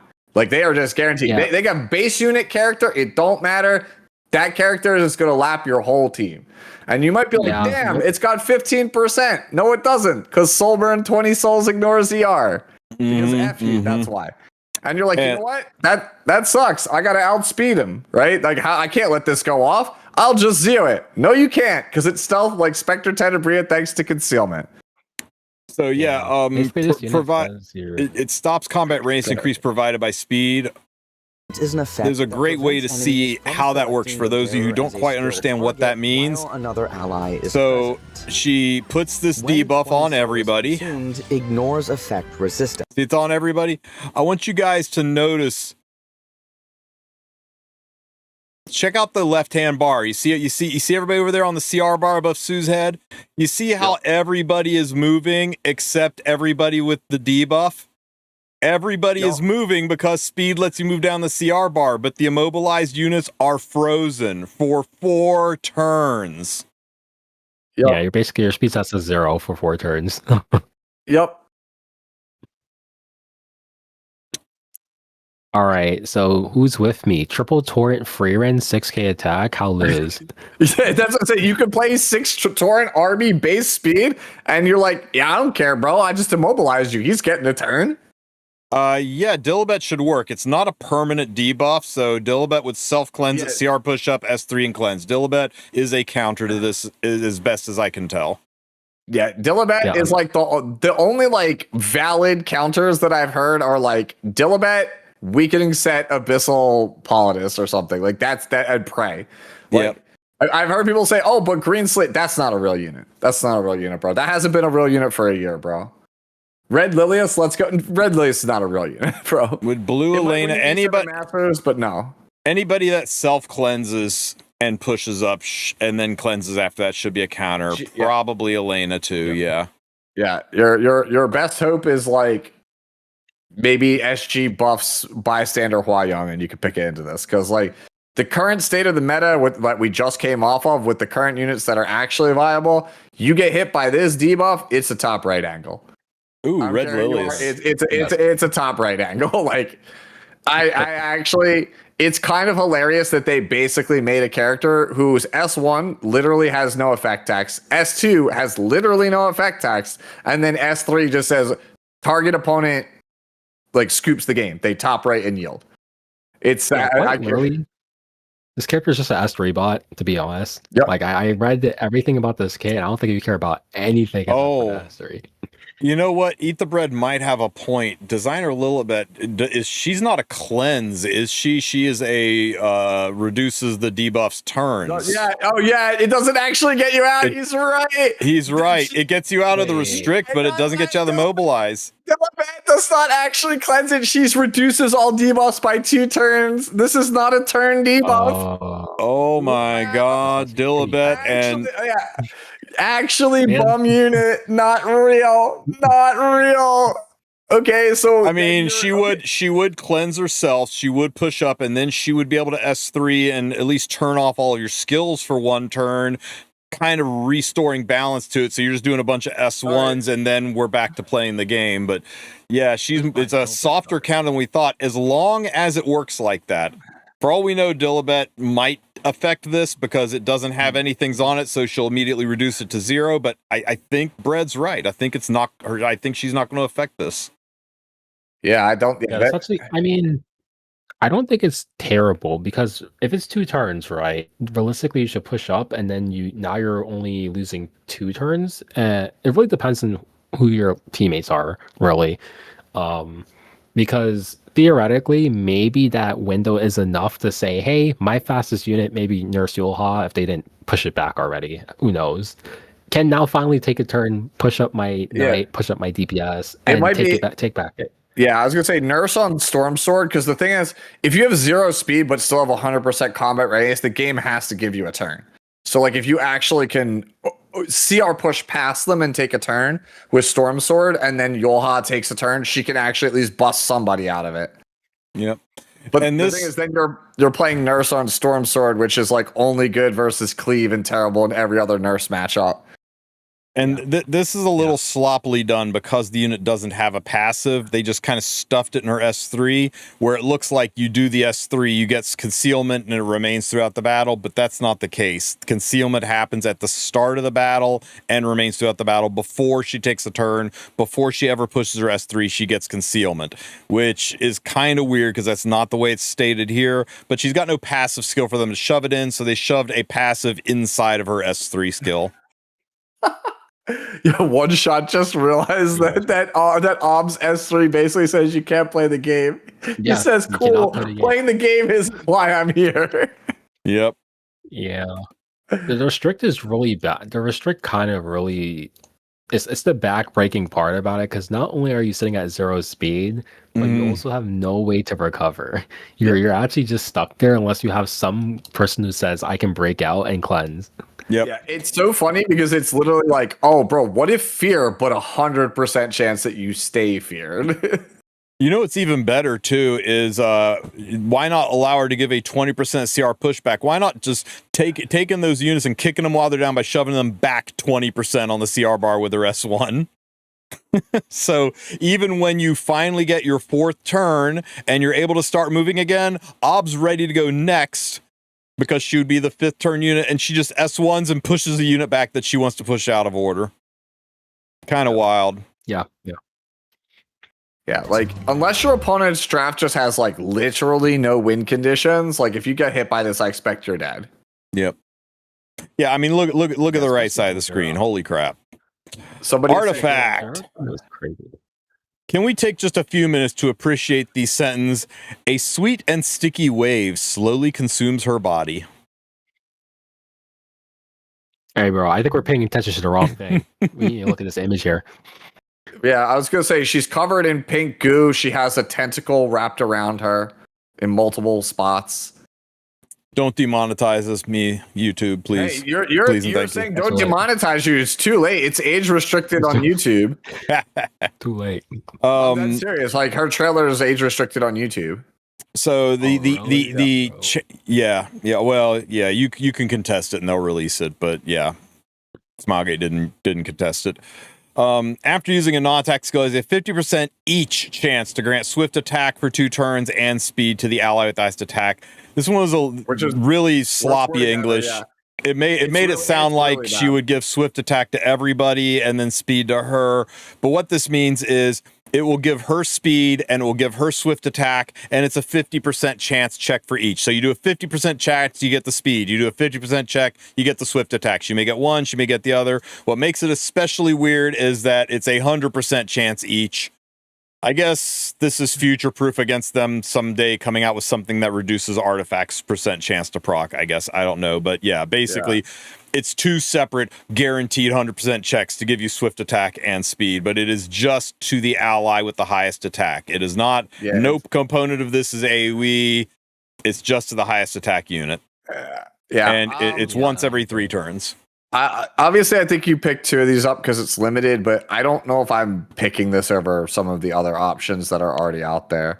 I think you get one of these, and I think if you don't get any summoning ob, you buy the one from the powder shop and you call it a day and you save up for the next one. I don't think you waste bookmarks summoning for multiple obs to get your hands on a second one of these. You just bottle it up and save those resources for the limiteds yet to come.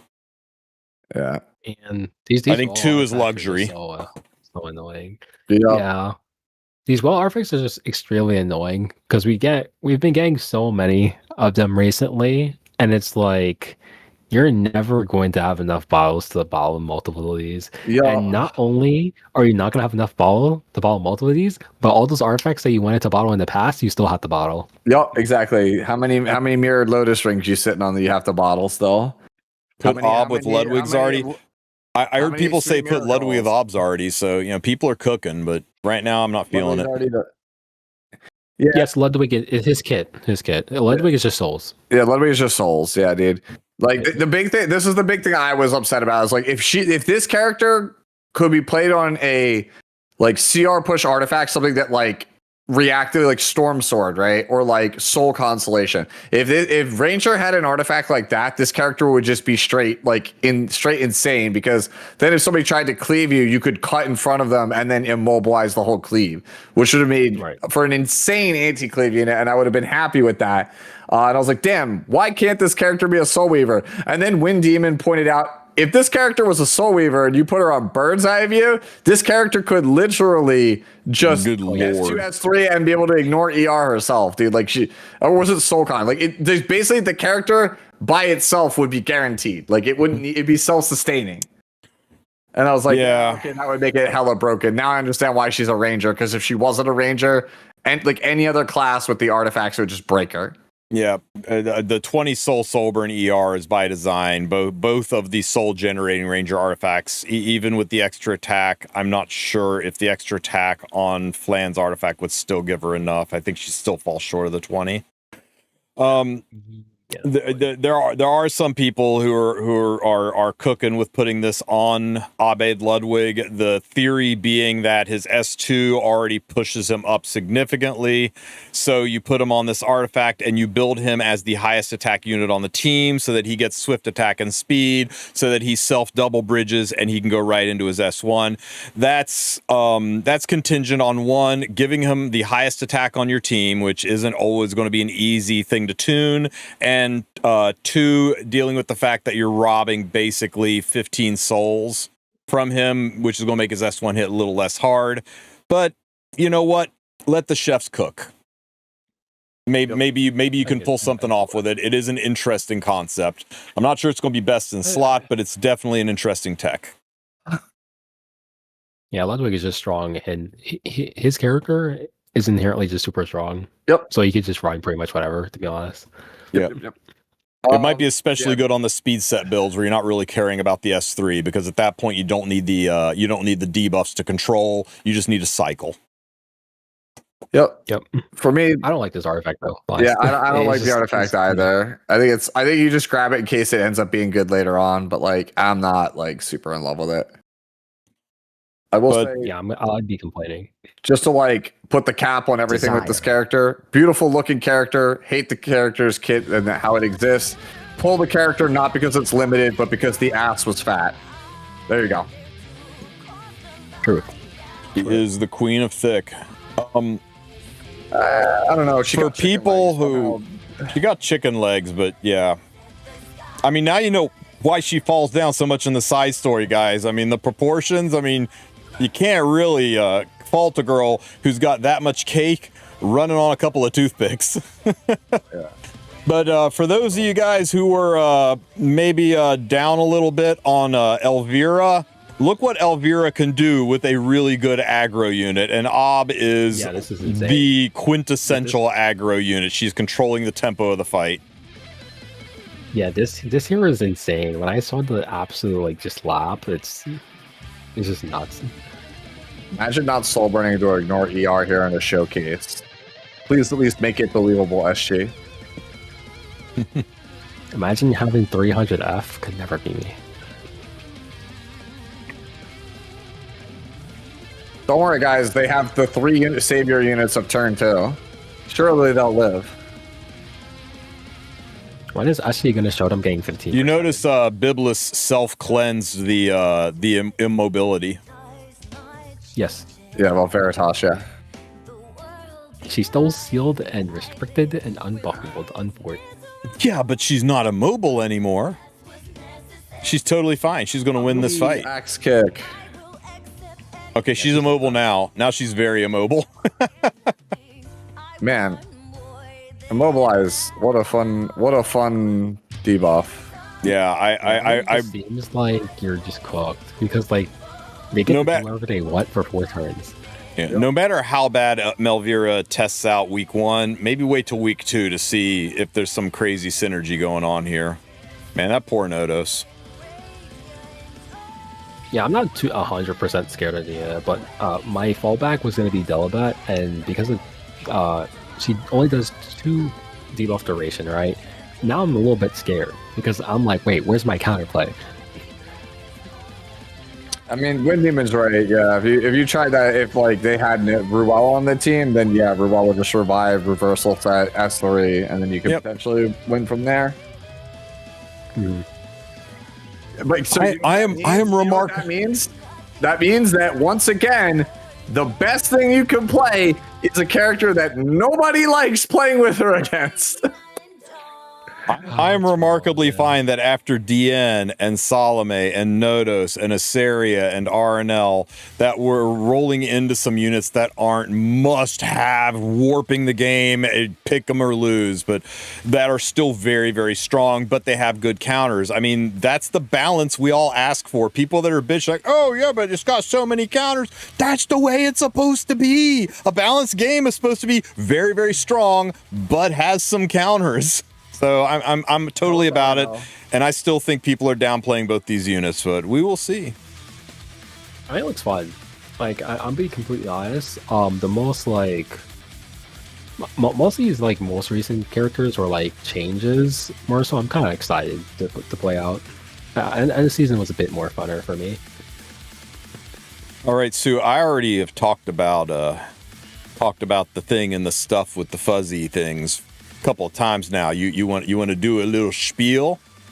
Oh, sure. I guess I'll like wrap it up. Or I could do it again if you aren't prepared. Didn't mean to put you on the spot. You can do it. I will cover it in my video tomorrow for season. All right, guys. Chaos Zero Nightmare is doing a collaboration where you guys can get really cute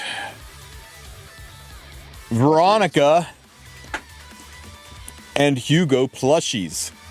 And this is a limited time thing. It's only until July 30th that you have a chance to order these. For those of you guys that are into CZN, I'm totally getting one. I'm getting Hugo. He's going to sit right here on my microphone stand. I'm going to make him a hat. We're definitely getting this. Yep. They are not that expensive. $29. They are not small. I've held these things in my hand. They're about 9 inches tall. Yeah, they're like about this big. So, as big as your head.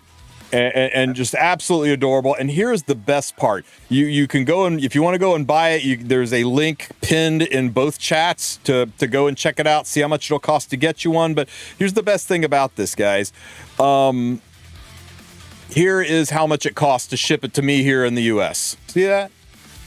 It's not the normal $80 shipping from Korea that we're used to. Yeah.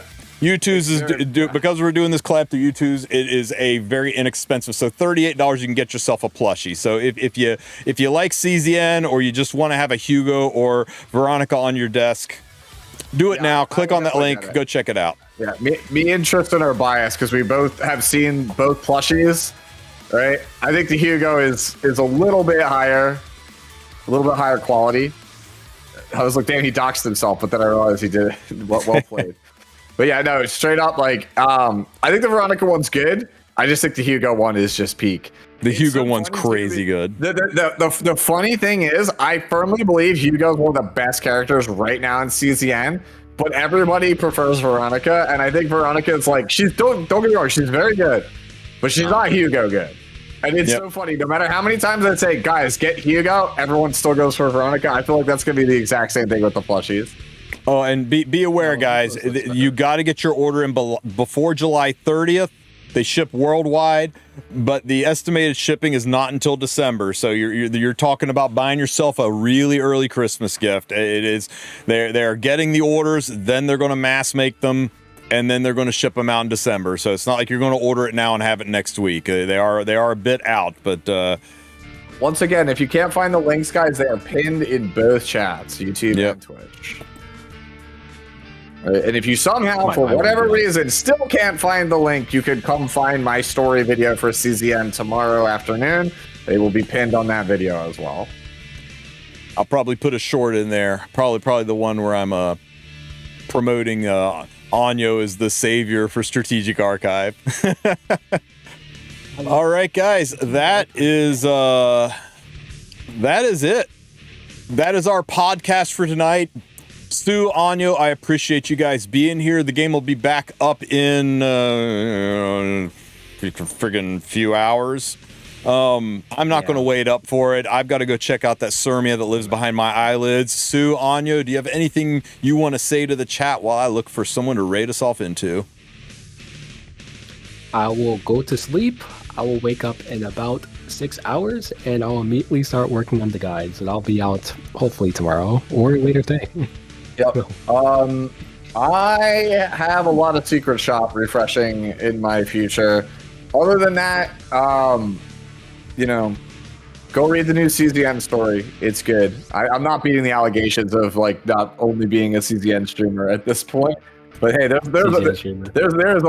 a lot of stuff coming out of both games lately. So there's a lot of stuff to talk about. All right, guys, there's a lot of new and mid-game players out there. A lot of people that have just started Epic 7 in the past couple of years. If you are not following, I'm_Sue and Anyo. You are handicapping your account. These are two of the best sources for new unit reviews, helping give you the real dope on whether or not you should pull for a unit, where they're used, how their kits are built, how good they are, how you should gear them and build them. And if you pull up tomorrow and you try to dive into Strategic Archive on your own and you hit that brick wall that all of us are going to hit, you're going to regret not having followed Anyo. So push it now. You can click on their links in the titles of either video, follow these guys, be a part of their community. Salt of the earth streamers, some of the best content creators Epic 7 has to offer. And in the meantime, I'm going to send you guys over to Joe K5, a longtime supporter of the channel. He's playing some Pal World, which I love Pal World, so I'm going to go check that out for a bit. I will catch you guys there. Joe is a homie. Go follow Joe.